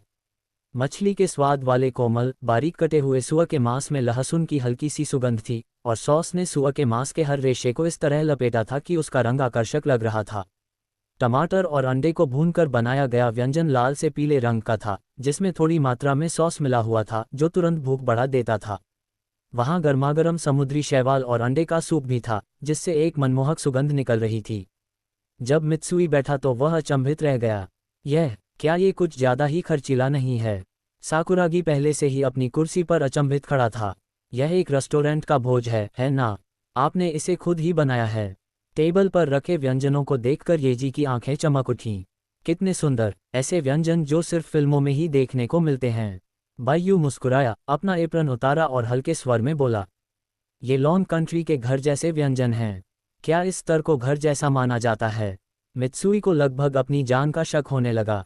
हम नियॉन वाले लोग आमतौर पर मिसो सूप, ग्रिल्ड मछली, नाटो चावल जैसे कुछ ही खाते हैं। तुम्हारा खाना तो वाकई किसी लजीज व्यंजन के स्तर का है। बोलना बंद करो, मैं अब और चुप नहीं रह सकता। साकुरागी ने सबसे पहले अपनी चॉपस्टिक उठाई, मीठे और खट्टे सुअर के मांस की पसलियों का एक बड़ा टुकड़ा उठाया, उसे अपने मुंह में ठूंस लिया और एक सेकंड बाद उसकी आंखें चौड़ी हो गईं, उसके चेहरे के भाव धीरे धीरे आश्चर्य में बदल गए। आहा, ये तो वाकई अद्भुत स्वाद है। बाहर से कुरकुरा, अंदर से नर्म, मीठा और खट्टा, एक निवाला लेते ही खुशी का सैलाब उमड़ पड़ता है। इस प्रतिभा के जीवन से ही मुझे मीठे और खट्टे का असली मतलब पता चला। बातें करना बंद करो, मैं खाना खाने जा रहा हूँ। मित्सुई ने भी तुरंत ऐसा ही किया, मछली के स्वाद वाले कटे हुए सुअर के मांस को उठाया और अपने मुंह में डाल लिया। उसका चेहरा तुरंत नशे से भर गया। ये चावल के साथ बहुत ही स्वादिष्ट लगता है। मैं 3 कटोरी चावल खा सकता हूँ। बायू-कुन, येजी ने धीरे धीरे चबाते हुए टमाटर और अंडे के मिश्रण का एक टुकड़ा चखा, लेकिन उसकी आंखें तुरंत चमक उठीं। यह अंडा मेरी माँ के अंडे से भी बेहतर है। अगर अच्छा लगे तो ज़्यादा खाओ। बायू बैठ गया, उसके होठों पर संतुष्टि भरी मुस्कान थी क्योंकि वह उन तीनों को अपना खाना चटकर जाते हुए देख रहा था। उनमें से कुछ लोगों के पास बात करने का भी समय नहीं था, वे केवल एक एक करके चॉपस्टिक से मेज से बर्तन साफ करने में लगे हुए थे। जल्दी करो, मुझे चावल दो, मैं इस पर सॉस डालना चाहता हूँ। ये चिकन के टुकड़े एकदम मसालेदार हैं। मित्सुई, इसे मुझसे मत छीनना। ये मेरा है। तुमने सुअर की पसलियों का तीसरा टुकड़ा भी खा लिया है, बेवकूफ़। येजी, कृपया मुझे एक और कटोरी सूप ला दो। खाने की मेज पर काफ़ी चहल पहल थी, मानो किसी बहुप्रतीक्षित पारिवारिक मिलन समारोह का माहौल हो। खाने की खुशबू, हंसी और झंझटों की आवाज़ें आपस में घुल मिल गईं, जिससे एक दुर्लभ और खुशनुमा शाम का माहौल बन गया। अंत तक खाने की मेज पूरी तरह से साफ हो गई, यहाँ तक कि सूप का गाढ़ा भाग भी चावल के साथ मिलाकर सकुरागी ने अच्छी तरह से खा लिया। मित्सुई अपनी कुर्सी पर पीछे की ओर झुक गया, मानो कोई मरी हुई मछली हो। मेरे पास अब खड़े होने की भी ताकत नहीं है। सकुरागी ने अपना पेट पकड़ लिया। मैंने इतना स्वादिष्ट खाना कभी नहीं खाया। बाइयू, अब से तुम इस जीनियस के एकमात्र शेफ हो। येजी ने शर्माते हुए धीरे से कहा, बाइयू कुन खाना बनाते समय सचमुच बहुत सुंदर दिखता है। बाइयू उनकी तारीफों से थोड़ा शर्मिंदा हो गया। उसने अपनी नाक छुई और मुस्कुराते हुए कहा, यह अच्छी बात है कि आप सभी को खाना पसंद है। वैसे भी मैं आमतौर पर घर पर अकेले काफ़ी ऊब जाता हूँ, इसलिए अगली बार जब भी आपका कुछ खाने का मन करे, बेझिझक आ जाए। माहौल खुशनुमा और तनाव मुक्त था, और वे कुछ लोग देर रात तक बातें करते रहे। मित्सुई और साकुरागी उठकर जाने की तैयारी करने लगे। कल भी हमारी ट्रेनिंग है, इसलिए चलो जल्दी सो लेते हैं। मित्सुई ने अंगड़ाई ली और संतुष्टि भरी डकार ली। शाओ बाय, धन्यवाद, आज का भोजन मेरे जीवन का सबसे बेहतरीन भोजन था। साकुरागी ने संतुष्टि भरे भाव से हाथ हिलाकर विदाई दी। येजी खड़ा हुआ और धीरे से बोला, मैं यहीं रुककर बाइयू कुन को सफाई में मदद करूंगा। रसोई का काम अभी पूरा नहीं हुआ है। बाइयू ने सोचा, खैर येजी ज़्यादा दूर नहीं रहता, ज़्यादा से ज़्यादा सफाई खत्म होने के बाद वह उसे घर तक छोड़ देगा। तो उन दोनों ने मिलकर बर्तन धोए और मेज साफ की। बाइयू रसोई में बर्तनों को धो रहा था और येजी पास खड़ी होकर बर्तनों को सुखा रही थी। कभी कभी उसकी तरफ देखती, फिर चुपचाप अपना सिर झुकाकर मुस्कुरा देती। 2 घंटे बाद घर एकदम साफ सुथरा था, बिल्कुल नए जैसा। येजी ने अपना एप्रन उतारा, ताली बजाए और संतुष्टि भरी मुस्कान दिखाए। ठीक है, मुझे भी वापस चलना चाहिए। वह प्रवेश द्वार तक गई, जूते पहनने के लिए झुकी और धीरे से दरवाजे का हैंडल खींचा। बूम! छत पर मानो बिजली की तेज गड़गड़ाहट हुई, जिससे खिड़कियां थोड़ी कांप उठीं।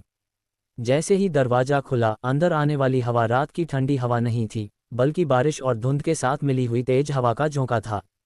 बाहर पहले से ही मूसलाधार बारिश हो रही थी और बारिश की बड़ी बड़ी बूंदें जमीन, खिड़कियों के शीशों और बालकनी की छत पर जोर से गिर रही थीं, जिससे एक घनी और तेज टप टप की आवाज़ आ रही थी।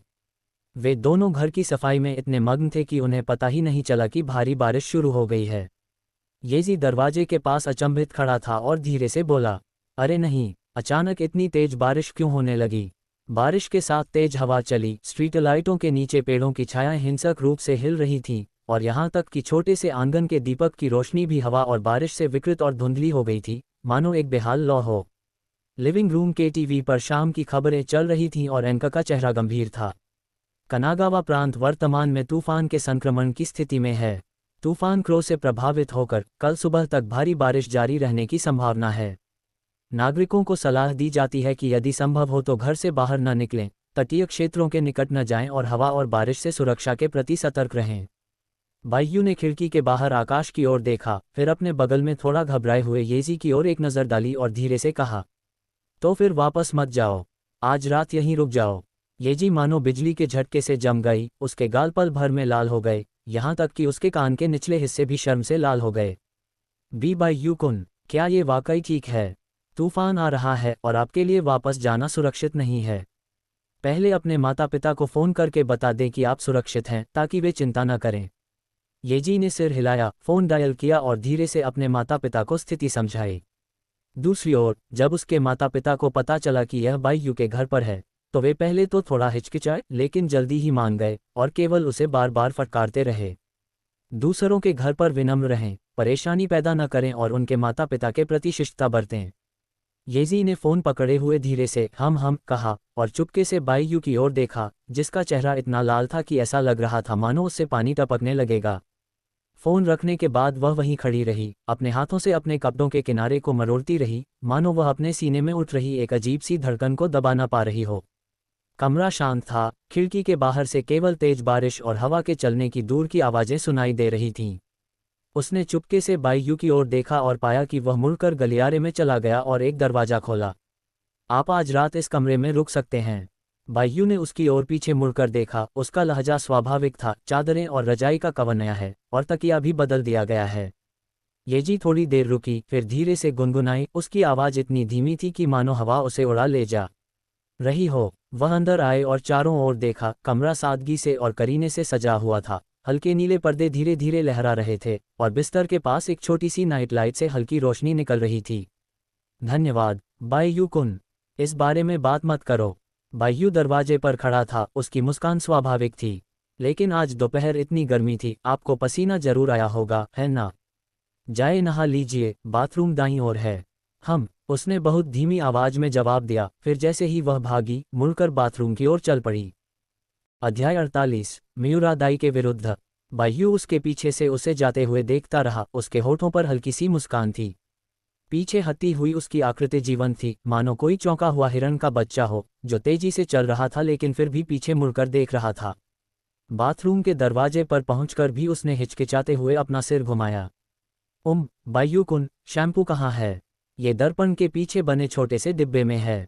ठीक है, धन्यवाद। बाथरूम का दरवाजा धीरे से बंद हो गया और शॉवर की आवाज़ तुरंत शुरू हो गई। गर्म भाप कांच पर फैल गई।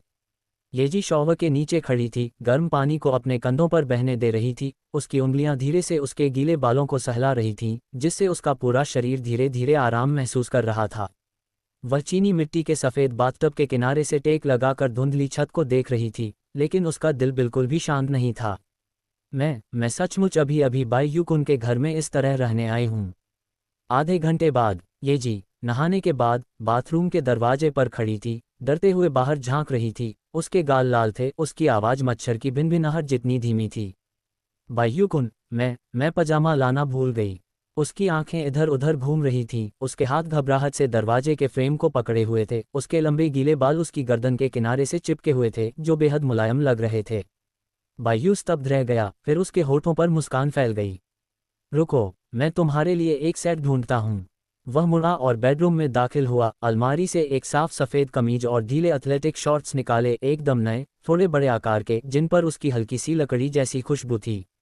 उसने बाथरूम के दरवाजे पर दस्तक दी। दरार से भाप बाहर निकली, जिसमें शॉवर जेल की ताज़ा खुशबू थी। येजी नहाने के तौलिए में लिपटी हुई दरवाजे पर खड़ी थी। उसके गीले बाल उसके कंधों से चिपके हुए थे, पानी की बूंदें उसकी गर्दन से तौलिए में फिसल रही थीं। उसकी कोमल कॉलरबोन, तौलिए के नीचे उसकी छाती धीरे से उभर रही थी, उसके शरीर के उभार हल्के से दिखाई दे रहे थे। उसने पजामा उठाया और फुसफुसाते हुए कहा, धन्यवाद बायू कुन। बायू की निगाहें खुद पर पड़ते देख उसके गाल और भी लाल हो गए और गलती से तौलिए का एक कोना खिसक गया, जिससे उसका पूरा शरीर दिखाई देने लगा। बायू का गला सूख गया और उसने फुसफुसाते हुए कहा, येजी, इस तरह मैं खुद पर काबू नहीं रख पा रहा हूँ। येजी हौंफने लगी और जल्दी से नहाने के तौलिए को और कसकर खींचने लगी, लेकिन गलती से वह और भी फिसल गया, जिससे उसका ऊपरी शरीर, जो गोल और भाप में धुंधला सा दिखाई दे रहा था, सामने आ गया। उसने झट से अपनी छाती को ढांक लिया, उसकी आवाज़ कांप रही थी, आह! बायू कुन, मत देखो। बायू ने अपने सामने घबराई हुई लेकिन प्यारी येजी को देखा, उसकी आंखें गहरी हो गईं। वह अपने दिल में उठ रही हलचल को अब और दबा नहीं पा रहा था। दो जीवन जी चुके व्यक्ति के लिए स्वर्ग से मिला ऐसा सुनहरा अवसर भला कैसे हाथ से फिसल सकता था। उसका हाथ उसकी कमर पर फिसल गया और उसने तौलिए के ऊपर से ही उसकी कोमल त्वचा को सहलाया, जिससे येजी के मुंह से एक धीमी सी आह निकली। मम्मा! बायू कुन, रुको! येजी भ्रमित था। अगले ही पल उसने येजी को दीवार से सटा दिया और उसके गीले होठों को चूम लिया। येजी ने शुरू में थोड़ा संघर्ष किया, अपने दांत भींचे, लेकिन जल्द ही उसने अपनी पकड़ ढीली कर दी, धीरे से अपनी आंखें बंद कर लीं और उसे वापस चूम लिया। उनकी सांसें हवा में घुल-मिल गईं, उनकी जीभें एक दूसरे से लिपट गईं। वे इतने करीब थे कि लगभग एक दूसरे की धड़कनें सुन सकते थे। बाथरूम गर्म भाप से भरा हुआ था, लेकिन उनके शरीर का तापमान भाप से भी कहीं अधिक गर्म था। काफ़ी देर बाद उनके होंठ अलग हुए। वह उसके सीने से लिपट गई, उसका गाल उस जगह पर टिका हुआ था जहां उसका दिल धड़कता था। उसकी आवाज़ कोमल और मधुर थी। बायू कुन, क्या मैं बहुत आगे था? उसकी उंगली उसके सीने पर गोल गोल घुमा रही थी, उसकी आंखों में शर्म और संतोष का भाव था। बायू ने उसे और कसकर पकड़ लिया। येजी, इस तरह, मुझे तो यह और भी अच्छा लग रहा है। उसने उसके माथे पर चुंबन किया। बाहर मूसलाधार बारिश अभी भी जारी थी और गरज की आवाज़ ने उनकी फुसफुसाहट को दबा दिया था। येजी ने ऊपर देखा, उसकी आंखों में कोमलता की चमक थी। बायू कुन, आज रात क्या तुम मुझे गोद में लेकर सुला सकते हो? मुझे अकेले सोने से डर लगता है। तो फिर आपको इधर उधर नहीं हिलना चाहिए, मुझे डर है कि मैं खुद पर काबू नहीं रख पाऊंगी। दोनों बिस्तर पर एक दूसरे को गले लगा रहे थे। दृश्य अस्पष्ट और गर्मजोशी भरा था। सोमवार की सुबह 19 मई। शोहोकू हाई स्कूल के व्यायामशाला के अंदर टीम के सदस्य व्यवस्थित रूप से एकत्रित हुए। कप्तान अकागी ताकेनोरी पंक्ति के सबसे आगे खड़े थे। उनकी आंखें तेज थीं और उनका व्यक्तित्व एक पहाड़ की तरह प्रभावशाली था। आज हम प्रस्थान करेंगे। मुख्य द्वार धीरे धीरे खुले और जियांगबेई बास्केटबॉल टीम ने आधिकारिक तौर पर प्रीफेक्चरल टूर्नामेंट में अपनी पहली लड़ाई के लिए प्रस्थान किया। कनागावा प्रीफेक्चर बास्केटबॉल हॉल में इस समय प्रीफेक्चरल टूर्नामेंट के ग्रुप स्टेज का पहला दौर चल रहा था। चूंकि यह सप्ताह का एक दिन था, इसलिए स्टैंड पूरी तरह से भरे नहीं थे। उनमें ज़्यादातर बास्केटबॉल के शौकीन छात्र और शिक्षक थे और कुछ ही प्रशंसक थे जिन्होंने मैच देखने के लिए छुट्टी ली थी। लेकिन इसके बावजूद आयोजन स्थल के अंदर का माहौल अभी भी तनावपूर्ण था। चर्चाएं कभी तेज तो कभी धीमी होती रहीं। शोहोकू, क्या ये वही साधारण टीम नहीं है जो पिछले साल शीर्ष 16 में भी जगह नहीं बना पाई थी? हाँ, इस बार मियुरा दाई का सामना करना पड़ रहा है। वे काफ़ी बदकिस्मत हैं। ये खेल शायद ज़्यादा से ज़्यादा 10 मिनट में ख़त्म हो जाएगा। स्टैंड में बैठे ज़्यादातर लोग शोहोकू के पक्ष में नहीं थे। कुछ तो दबे स्वर में हंसते हुए सिर हिला रहे थे। लेकिन इस समय स्कूल की वर्दी में एक समान रूप से सजे धजे और तीक्ष्ण व्यक्तित्व का प्रदर्शन करते हुए लोगों की एक पूरी पंक्ति आयोजन स्थल के मध्य स्टैंड में चुपचाप बैठी थी। ये रियोनन बास्केटबॉल टीम थी। सैंडो हाथ बांधकर बैठा था। उसकी निगाहें स्थिर थीं और वह टीमों को कोर्ट में प्रवेश करते हुए देख रहा था। उसके लहजे में थोड़ी चंचलता झलक रही थी। इस साल का शोहोकू पिछले साल से अलग है। मियुरा दाई को भी इसका अच्छा स्वाद चखने दो। उद्धरण चिन्ह। प्रतियोगिता का पहला दौर शोहोकू हाई स्कूल बनाम मियुरा दाई हाई स्कूल टीमें मैदान में प्रवेश कर रही हैं। सीटी बजी और मियुरा दाई सबसे पहले कोर्ट में उतरे। काली जर्सी पहने कई खिलाड़ी मैदान में उतरे जो लंबे और फुर्तीले थे। कैप्टन मुरासामे केंगो सबसे आगे चल रहे थे। उनका चेहरा ठंडा और अभिमानी था, स्पष्ट रूप से एक राजा जैसी मुद्रा में। वाह, ये तो वही हैं। मियुरा दाई के कप्तान मुरासामे केंगो, जिनके बारे में अफवाह थी कि उन्होंने विश्वविद्यालय के प्री सिलेक्शन कैंप में भी ट्राई आउट किया था। क्या वो अराकी है? उनके फॉरवर्ड खिलाड़ी बहुत लंबे हैं। क्या शोहोकू सच में खेल सकता है? अगर वे ऐसा कर पाते तो यह अजीब होता। मियुरा दाई इस साल शीर्ष 8 में जगह बनाने के प्रबल दावेदार हैं। अरे, वो गंजा आदमी कौन है? वो तो बहुत ताकतवर है। उनके ठीक पीछे शोहोकू टीम सफ़ेद जर्सी पहनकर कोर्ट पर उतरी। जैसे ही उनमें से कुछ लोग अपनी जगह पर खड़े हुए, पूरा परिसर अचानक शांत हो गया। अरे, क्या वो रुकावा कायदे है? मैंने सुना है कि वो इस साल का सबसे ताकतवर नवागंतुक राजा है। ये अकागी ताकेनोरी ही होगा, है ना? ये तो बहुत लंबा है। वो लाल बालों वाला कौन है? वो तो काफ़ी खूंखार दिखता है। और शोहोकू का नंबर 15, वह भी बहुत ही दुर्जय दिखता है। रुको, ये कुछ अलग लग रहा है। शोहोकू की आभा, ये तो काफ़ी मजबूत लग रही है। दर्शक दीर्घा में रियोनन टीम के खिलाड़ी स्तब्ध खड़े रहे। फुकुदा ने फुसफुसाते हुए कहा, मुझे भी थोड़ा दबाव महसूस हो रहा है। क्या आपको लगता है कि मियुरा दाई समूह इस दबाव में दब जाएगा? सैंडो के होंठों पर मुस्कान आ गई, उसकी आंखों में चमक थी। बस देखते रहिए। रेफरी ने सीटी बजाई और दोनों टीमों के शुरुआती खिलाड़ियों की घोषणा तुरंत कर दी गई। किनारे से तुरंत ही एक धीमी सी फुसफुसाहट उठने लगी और कई दर्शक खेल के परिणाम का अनुमान लगाते हुए कानाफूसी करने लगे। मैदान पर दोनों टीमों के शुरुआती खिलाड़ी अपनी अपनी जगह ले चुके थे, जबकि अन्य खिलाड़ी धीरे धीरे सब्स्टिट्यूट बेंच की ओर बढ़ रहे थे। शुरुआती लाइनअप की पुष्टि हो गई है। Shohoku high school C-4 Akagi Takenori, PF-10 Sakuragi Hanamichi, ACF-11 Rukawa Kaede, HG-14 Mitsui Hisashi, PG-7 Miyagi Ryota. Miura Dai high school C-4 Murasame Kengo, PF-5 Kazuo Araki, ACF-6 Hiroshi Takatsu, HG-7 Kazunari Miyamoto, PG-8 Yoshihiro Imamura. Shohoku की स्थानापन्न bench. बायू चुपचाप बैठा था। उसने 15 number की Jersey पहनी हुई थी। उसके टखने पर अभी भी हल्के रंग का एंकल ब्रेस लिपटा हुआ था। उसके हाथ में एक तौलिया था और वह आराम की मुद्रा में था। येजी उसके बगल में बैठी थी। उनकी उंगलियां आपस में गुंथी हुई थीं, हथेलियां एक दूसरे से सटी हुई थीं और वे एक दूसरे के सहारे बैठी थीं। शोहोकू का ये पहला मैच है, क्या आप घबराए हुए हैं? येजी ने उसकी ओर देखने के लिए अपना सिर झुकाया। उसकी आंखें एक उज्ज्वल मुस्कान से चमक रही थीं। घबराओ मत, तुम हमारे साथ हो, हमारे सबसे बड़े खिलाड़ी यहीं हो। इस क्षण को देखते हुए कोच अंजाई मुस्कुराए। बायू, तुम्हारा पैर अभी अभी ठीक हुआ है, इसलिए मैंने तुम्हारे खेलने का इंतजाम नहीं किया। जरूरत पड़ने पर तुम बाद में खेल सकते हो। बायू ने सिर हिलाते हुए शांत भाव से कहा। मैं कोच के निर्देशों का पालन करूंगा। पास ही खड़ी एयाको ने पूरे आत्मविश्वास के साथ कोर्ट पर मौजूद पांचों खिलाड़ियों को देखा।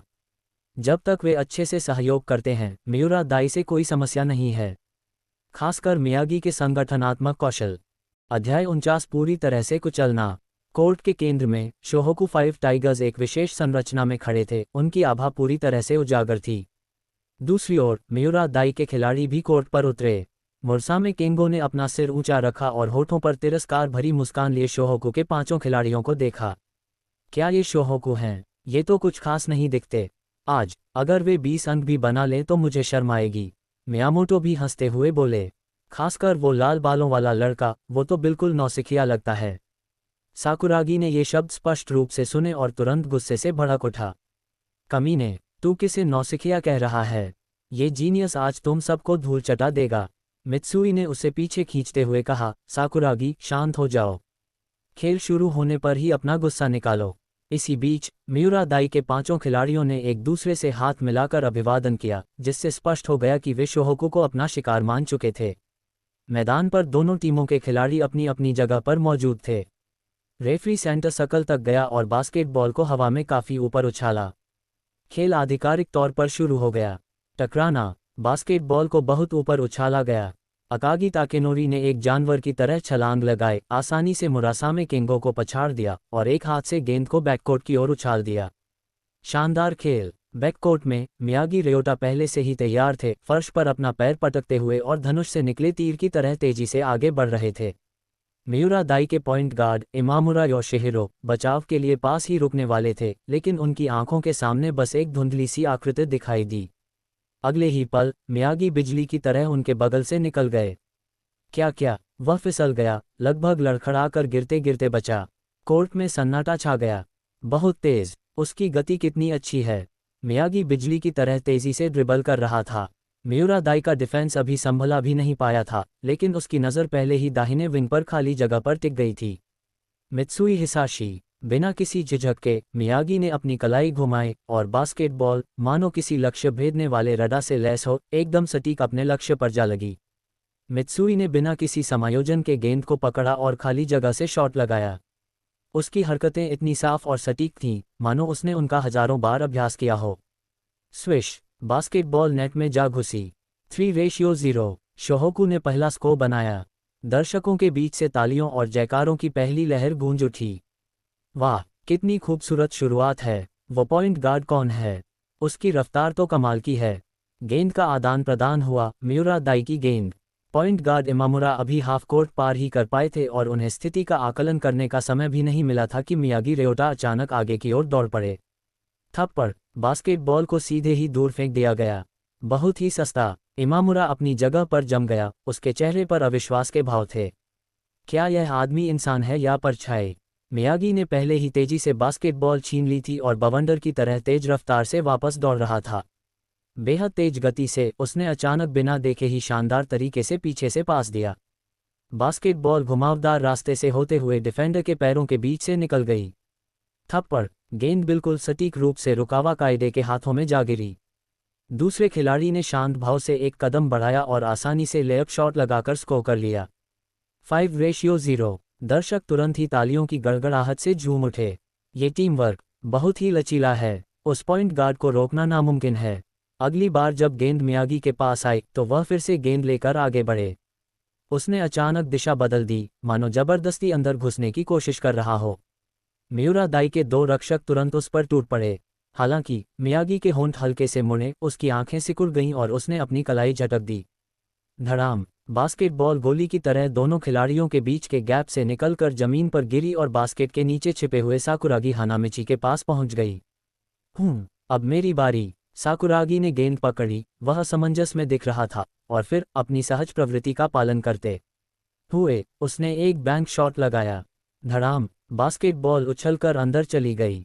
7-0। मियुरा दाई के कोच का चेहरा मैदान के किनारे पर ही ठंडा पड़ गया। क्या हो रहा है?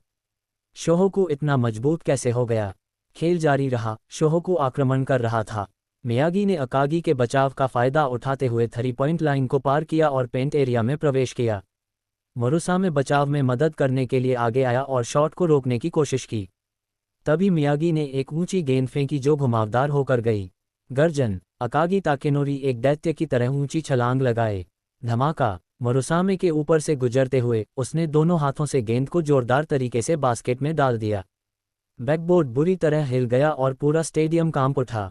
11-0। अगले कुछ पलों में मियागी ने अपनी लय बनाए रखी। तेज गति से आगे बढ़ते हुए उन्होंने रुकावा कायदे को एक लंबा पास दिया, जो उनके साथ तालमेल बिठाने के लिए तेजी से दौड़ रहे थे। कायदे ने शांत भाव से गेंद पकड़ी और आसानी से पेंट एरिया में एक जंपर शॉट लगाया। बास्केटबॉल नेट में जा घुसी। 15-2। मियुरा दाई पूरी तरह से स्तब्ध रह गया। रक्षा पंक्ति को ध्वस्त करो, पेंट एरिया की रक्षा करो। उसके चिल्लाते ही मियागी ने अकागी की स्क्रीन का इस्तेमाल करते हुए अचानक गेंद पास कर दी। मित्सुई हिसाशी ने परिधि पर खाली जगह में गेंद पकड़ी और 3 पॉइंटर के लिए शॉट लगाया। स्विश, पलक झपकते ही 18-2। दर्शकों के बीच का सदमा शब्दों में बयां नहीं किया जा सकता था। क्या ये वाकई पिछले साल का शोहोकू है? क्या तुम मजाक कर रहे हो? क्या वे सचमुच मियुरा दाई को इस तरह हरा रहे हैं? वो छोटा सा पॉइंट गार्ड कौन है? नंबर 7। उसकी रफ्तार तो अविश्वसनीय है। उसने अकेले ही मियुरा दाई की पूरी रक्षा पंक्ति को ध्वस्त कर दिया। बेंच के पास अयाको ने अपने हाथों को मेगाफोन की तरह जोड़कर अदालत की ओर पूरी ताकत से चिल्लाया। मियागी, आगे बढ़ो, मुझे पता था कि तुम सबसे अच्छे हो। जैसे ही उसकी आवाज़ बंद हुई, कोर्ट पर मौजूद मियागी रेयोटा अचानक चौंक गया। वह फास्ट ब्रेक की व्यवस्था करने में व्यस्त था और उसकी आमतौर पर शांत रहने वाली आंखें अचानक चमक उठीं। उसकी आंखों की पुतलियां भी गुलाबी दिल के आकार में बदल गईं। अयाको वास्तव में मेरे लिए जयकार कर रही है। वाह हा हा। निम्नलिखित कुछ वस्तुओं में वह मानो पल भर में ही लड़ने की भावना से भर गया, जैसे उसे एड्रेनालाइन का इंजेक्शन लग गया हो और उसका पूरा शरीर उड़ने जैसा महसूस हो रहा था। अगले ही पल वह बवंडर की तरह हाफ कोर्ट को पार करते हुए गेंद और खुद को मियुरा दाई के प्रतिबंधित क्षेत्र में ले गया। इमामुरा गेंद छीनने ही वाला था, लेकिन जैसे ही उसने अपना हाथ बढ़ाया, मियागी ने कुशलता से घूमकर उसे पूरी तरह से झटक दिया। थप्पड़, एक पीछे से फेंका गया बाउंस पास अमान्य घोषित कर दिया गया। गेंद 2 डिफेंडरों के बीच से सटीक रूप से गुजरी और सीधे मित्सुई के हाथों में जा पहुंची। मित्सुई ने 3 पॉइंट लाइन के बाहर गेंद पकड़ी और तुरंत जंप शॉट के लिए तैयार हो गया। स्विश, स्विश, 25-4 और मियागी बेंच पर बैठी अयाको को पूर्ण आनंद से देख रहा था। अयाको, तुम्हारे लिए, मैं आज विरोधी को उसके अस्तित्व पर ही संदेह करने पर मजबूर कर दूंगा। उनकी गति, पूर्वानुमान और दबाव ने मियुरा दाई के बैककोर्ट को पूरी तरह से पनगु बना दिया। बास्केट के नीचे अकागी ने मुरुसामे को पूरी तरह से दबा दिया था। वह दहाड़ रहा था और अपने साथियों को निर्देश दे रहा था, लेकिन बिना किसी तालमेल के। अकागी ने एक बार फिर पेंट एरिया में जोरदार स्कोर किया और फाउल हासिल किया, जिससे 2 जोड़े का प्ले हुआ। स्कोर 28-4 तक पहुंच गया। अंतिम कुछ सेकंडों में साकुरागी ने अफरा तफरी में एक आक्रामक रिबाउंड हासिल किया और बजर बजने से ठीक पहले एक पुटबैक शॉट लगाया। 32-6। सीटी बजी और पूरा स्टेडियम सन्नाटे में डूब गया, जिसके बाद जोरदार जयकारे गूंज उठे जो बिजली की तरह गूंज उठे। क्या शोहोकू पागल है? मियुरा दाई पूरी तरह से हार चुकी है। उन्होंने इस तिमाही में मुश्किल से ही कोई स्कोर बनाया। वो नंबर 7, ये पॉइंट गार्ड कौन है? ये तो मानो कोर्ट कमांडर है। अलग अलग जगहों पर चर्चाएं लहरों की तरह उठती और गिरती रहीं, हर लहर पिछली लहर से ऊंची थी। शोहोकू इतना शक्तिशाली कब हो गया? क्या वे पहले सिर्फ अकागी पर ही निर्भर नहीं रहते थे? इस समय सभी की निगाहें एक व्यक्ति पर टिक गईं। वह मियागी रेयोता थे। वह कोर्ट के बीचों बीच खड़ा था, हाथों को कमर पर रखे हुए, होठों पर एक मुस्कान लिए हुए, जोश से भरा हुआ। पहले क्वार्टर के पहले 10 मिनट के भीतर ही उन्होंने अपनी गति, जागरूकता, पासिंग और स्टील्स के दम पर कोर्ट पर पूरी तरह से अपना दबदबा बना लिया। इस समय दर्शकों के बीच बाईं ओर के कोने में गहरे भूरे रंग के सूट में एक खूबसूरत महिला, जिसके छोटे, करीने से कटे बाल और एक आकर्षक व्यक्तित्व था, हड़बड़ी में कुछ लिख रही थी। वह कोई और नहीं बल्कि बास्केटबॉल रिपोर्टर आइडा यायोई थीं। उसकी आंखों में चमक आ गई और उसने धीरे से कहा, शोहोकू के नंबर 7 पॉइंट गार्ड मियागी रेयोटा ने अपनी अद्भुत गति और कोर्ट विजन से पहले क्वार्टर में पूरी तरह से दबदबा बनाया। शोहोकू की आक्रामक क्षमता मेरी उम्मीदों से कहीं अधिक थी। स्नैप, उसने अपनी नोटबुक बंद कर दी, उसके लाल होंठ हल्के से मुड़ गए। ये शोहोकू, एक प्रमुख फोकस होना चाहिए। अध्याय 50 मियुरादाई का गुप्त हथियार। पहले क्वार्टर का ब्रेक। मियुरादाई बेंच पर माहौल एकदम जमसा गया था। कोच यामाडा का चेहरा पीला पड़ गया था। वह स्कोरबोर्ड पर दिख रहे 32-6 के स्कोर को भूल रहे थे। उनकी मुट्ठियां भींची हुई थीं और कनपटी की एक नस फड़क रही थी। मुझे उम्मीद नहीं थी कि इस साल का शोहोकू इतना मजबूत होगा। उसने दांत पीसते हुए एक झटके में रणनीति बोर्ड को जमीन पर पटक दिया और दहाड़ते हुए बोला, यह हैनान टीम के लिए था, लेकिन हमें इसे अभी इस्तेमाल करना होगा। उसकी निगाह बेंच के अंतिम छोर पर पड़ी, जहां एक लंबा व्यक्ति धीरे धीरे उठ खड़ा हुआ। टकराना। उसने बेंच की कुर्सी को धक्का देकर गिरा दिया और सभी लोग सहज रूप से आधा कदम पीछे हट गए। लोहे की मीनार की तरह उभरी हुई मांसपेशियों वाला एक गंजा दैत्य खड़ा हो गया। उन्होंने मियुरादाई की नंबर 9 जर्सी पहनी थी। उनकी लंबाई 1.96 मीटर थी और उनमें विस्फोटक शक्ति झलकती थी। वह मूल रूप से रग्बी से जुड़े थे। उन्होंने लगभग 6 महीने पहले ही बास्केटबॉल खेलना शुरू किया था, लेकिन अपनी असाधारण शारीरिक क्षमता के कारण उन्हें मियुरादाई का गुप्त हथियार टेत्सु नाइटो के नाम से जाना जाता था। नाइटो ने अपना सिर नीचे कर लिया। उसकी आंखें लाल हो गई थीं। वह कोर्ट पर मौजूद शोहोकू के खिलाड़ियों को, खासकर नंबर 7 पॉइंट गार्ड मियागी रेयोटा को, जो पूरे कोर्ट में इधर उधर भाग रहा था, ध्यान से देख रहा था। ऐसा लग रहा था मानो किसी दरिंदे ने अपने शिकार को जकड़ लिया हो। उसकी आंखों में तीव्र हत्या का इरादा भरा हुआ था। मियुरादाई के कोच ने ठंडी सी आवाज निकाली, फिर हाथ हिलाकर आदेश दिया, नाइटो, अब दूसरे क्वार्टर में तुम्हारी बारी है। रक्षात्मक खेल से शुरुआत करो, उनकी लय को पूरी तरह से बिगाड़ दो, खासकर वो पॉइंट गार्ड। तुम्हें पता है क्या करना है। तेत्सु नाइटो ने सिर हिलाया और धीमी आवाज में दहाड़ा, चिंता मत करो, मैं उसके लिए सांस लेना भी मुश्किल कर दूंगा। बीप। सीटी बजते ही दूसरा क्वार्टर आधिकारिक तौर पर शुरू हो गया। मियुरादाई के खिलाड़ियों ने अपनी पंक्ति में बदलाव किया और नंबर 9 नाइटो ने नंबर 5 अराकी की जगह ली।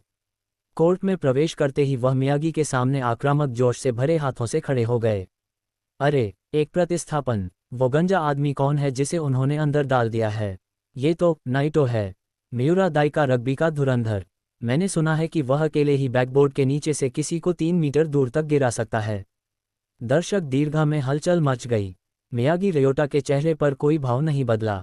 दाहिना हाथ गेंद पर रखे, शांत निगाहों से देखते हुए वह धीरे धीरे कोर्ट के आगे बढ़े। नाइटो ने अपना संतुलन नीचे किया, तेंदुए की तरह घात लगाकर हमला किया और मियागी को लगातार रोका। बच्चे, तुम्हारी गति मेरे सामने बेकार है। उनके बोलने से पहले ही वूश, मियागी ने अपने पैर से धक्का दिया और तुरंत ही गति पकड़ ली। उसने बिजली की तरह दिशा बदली और बाईं ओर से हमला करने लगा। नाइटो ने तुरंत प्रतिक्रिया देते हुए बगल में हटकर हमले को रोका, लेकिन अगले ही पल, क्या ये धोखा था? थप्पड़। मियागी ने अचानक ब्रेक लगाया, अपने पैरों के बीच दिशा बदली। उनके पैरों की चाल बिल्ली की तरह फुर्तीली थी और वह बवंडर की तरह दाहिनी ओर से आगे बढ़े। क्या? नाइटो की दृष्टि धुंधली हो गई। मियागी उसके सामने से ऐसे गुजर चुका था मानो वह जमीन के करीब उड़ रहा हो, एक काली धुंध की तरह। वाह, कितनी तेज! नाइटो को तो प्रतिक्रिया देने का भी समय नहीं मिला। मियागी तेजी से नीचे की ओर दौड़ा, ड्रिबल करते हुए सीधे बास्केट की ओर बढ़ा, रक्षात्मक पंक्ति को अपनी ओर आकर्षित किया और फिर मित्सुई को एक बाउंस पास दिया। मित्सुई ने बड़ी कुशलता से शॉट लगाया और मिड रेंज जंपर शॉट सफल रहा। 35:6। सुंदर। बेंच पर बैठी एयाको ने उत्साह से मुट्ठी लहराते हुए कहा, बहुत बढ़िया मियागी। कोर्ट पर मियागी स्थिर खड़ा था, नाइटो की ओर पीछे मुड़कर देख रहा था, जिसे उसने अभी अभी चकमा देकर लगभग गिरा ही दिया था। उसके होठों पर हल्की सी मुस्कान थी। क्या गति बेकार है? माफ कीजिए, जिस चीज में मैं सबसे अच्छा हूं वह गति ही है। यह मियुरादाई की संपत्ति थी। कई खिलाड़ियों के बीच लगातार सहयोग के बाद उन्होंने आखिरकार पेंट एरिया में एक गैप बना लिया और मुरासा में स्कोर करने का मौका पाकर 2 अंक और जोड़ दिए। अगली बार जब गेंद शोहोकू के पास आएगी तो शोहोकू आक्रमण करेगा। मियागी को अभी अभी इनबाउंड पास मिला था और वह एक और रणनीति बनाने की तैयारी कर रहा था। टकराना। अचानक एक काली आकृति बगल से आकर टकरा गई। ये तेत्सु नाइटो था। वह बास्केटबॉल नहीं खेल रहा था, वह तो एक बेकाबू जानवर की तरह दौड़ रहा था। रग्बी शैली के टैकल से उन्होंने मियागी को सीधे जमीन पर पटक दिया। धमाका। मियागी को तोप के गोले की तरह जोरदार टक्कर लगी। वह एक तरफ उड़ते हुए 5 मीटर दूर जमीन पर बुरी तरह गिरे। आह! दर्शक हैरानी से दंग रह गए। मियागी का चेहरा पल भर में पीला पड़ गया। वह जमीन पर सिकुड़कर बैठ गया, अपने दाहिने कंधे को कसकर पकड़ लिया और उसे ठंडे पसीने आने लगे। रेयोटा, अयाको सबसे पहले कोर्ट की ओर दौड़ी, उसका चेहरा घबराहट और गुस्से से भरा हुआ था, उसकी आवाज़ आंसुओं से भर गई थी। क्या तुम ठीक हो? मियागी ने अपने शरीर के ऊपरी हिस्से को सहारा देने के लिए संघर्ष किया, लेकिन जब उसने अपना दाहिना हाथ उठाने की कोशिश की तो उसकी पूरी बाँह सुन्न महसूस हुई। मेरी बाँह, मैं इसे उठा नहीं सकता। शोहोकू की पूरी टीम तुरंत मियागी के पास दौड़ पड़ी। साकुरागी ने अपने दांत और भी कसकर भींचे, कमीने, मैं उसे पीट पीट कर मार डालूंगा। जैसे ही उसने एक कदम बढ़ाया, अकागी ने तुरंत उसे पकड़ लिया। शांत हो जाओ, साकुरागी, यह एक खेल है। रेफरी की सीटी लगभग उसी समय बजी। स्पष्ट उल्लंघन, निष्कासन। इस भयंकर चीख से पूरा व्यायामशाला सन रह गया। दर्शक खुशी से झूम उठे। धिक्कार है, ये तो बहुत गंदा है। उसे सीधे ही धक्का देकर उड़ा देना। यह बास्केटबॉल है, रग्बी नहीं। वह पॉइंट गार्ड बुरी तरह घायल हो गया है। क्या शोहोकू का खेल खत्म हो गया है? मियुरा दाई की बेंच पर सन्नाटा पसरा हुआ था, लेकिन बाहर निकाले गए नाइटो को इसकी परवाह नहीं थी। उसने अपने होंठ सिकुड़े और शोहोकू की दिशा में थूक दिया। मियुरा दाई के कोच का चेहरा गुस्से से लाल हो गया था। बेवकूफ़, अभी तो सिर्फ दूसरा क्वार्टर ही हुआ है। तुम्हें बस थोड़ा सा गंदा खेल खेलना था, खुद को बाहर क्यों निकलवाना था? सीटी बजी और रेफरी ने तकनीकी टाइमआउट का संकेत दिया। शोहोकू बेंच पर, अयाको और टीम के डॉक्टर ने मियागी रियोटा को सावधानीपूर्वक बैठने में मदद की। मियागी का चेहरा दर्द से भरा हुआ था, उसका दाहिना हाथ उसके कंधे को कसकर पकड़े हुए था और उसके माथे पर ठंडे पसीने की बूंदें थीं। रियोता, अयाको ने उत्सुकता से उसका हाथ पकड़ लिया। मियागी ने दर्द को सहते हुए दांत भींचे और किसी तरह कोच अंजाई की ओर देखा। उसका चेहरा पीला पड़ गया था और आवाज़ बैठ गई थी। मुझे माफ़ करना कोच, मैं आगे नहीं खेल सकता। कोच अंजाई ने धीरे से सिर हिलाया, उनका लहजा सौम्य लेकिन दृढ़ था। खुद पर ज़्यादा दबाव मत डालो, अपनी रिकवरी पर ध्यान दो, बाकी सब तुम्हारे साथी संभाल लेंगे। इतना कहकर उन्होंने किनारे पर मौजूद मेडिकल स्टाफ को हाथ हिलाकर अभिवादन किया। तुरंत एक स्ट्रेचर लाया गया और मियागी को धीरे धीरे उठाया गया। रियोता, अयाको की आंखें लाल थीं और वह बिना किसी हिचकिचाहट के स्ट्रेचर के बगल में चलने लगी। उनकी आकृतियां धीरे धीरे गलियारे में दूर तक फैलती गईं और दर्शक मौन हो गए। शोहोकू ने अपना इंजन खो दिया था। बेंच पर बैठे कोच अंजाई ने अपने चश्मे को ऊपर किया। लेंस के प्रतिबिंब में उनका चेहरा असामान्य रूप से गंभीर हो गया। यासुदा, उसके बोलते ही यासुदा अभी तक हिला तक नहीं था, लेकिन उसके बगल में खड़ा एक व्यक्ति स्वेच्छा से खड़ा हो गया। ये बाई यू था। मुझे करने दीजिए कोच। कोच अंजाई चौंक गए, लेकिन आपके पैर की चोट? मैं पहले ही ठीक हो चुका हूं और इस दौरान मैंने पॉइंट गार्ड के कौशल का अभ्यास भी किया है। अब समय आ गया है कि इनका उपयोग किया जा सके। कोच अंजाई ने कुछ देर सोचा, फिर अंत में सिर हिलाया। ठीक है, मैं इसे आप पर छोड़ देता हूं, समझा? बायू धीरे धीरे उठा, अपनी कलाई पर बंधी पट्टी उतारी और कोर्ट की ओर चल पड़ा। किनारे पर खड़े लोगों के बीच चर्चा की हलचल मच गई। वो कौन है? शोहोकू का विकल्प। वह काफ़ी सुंदर है, लेकिन मैं उसे पहचान नहीं पा रहा हूँ। इसी क्षण रेयोनन के खिलाड़ी भी आपस में चर्चा करने लगे। क्या बाई यू एक शूटिंग गार्ड नहीं है? कोच अंजाई उसे क्यों खिला रहे हैं? मुझे नहीं पता क्या हो रहा है, देखते हैं क्या होता है। बाई यू ने धीमी आवाज़ में जवाब दिया और कोर्ट में चली गई। कोर्ट पर मित्सुई मियागी की जगह फ्री थ्रो लाइन पर आए और उन्होंने 2 फ्री थ्रो पूरे किए। स्विश स्विश, दोनों शॉट सटीक निशाने पर लगे। स्कोर शोहोकू 37, मियुरा दाई 8 पर आया। शोहोकू के खिलाड़ियों ने अपनी पंक्ति में बदलाव किया और खेल जारी रहा।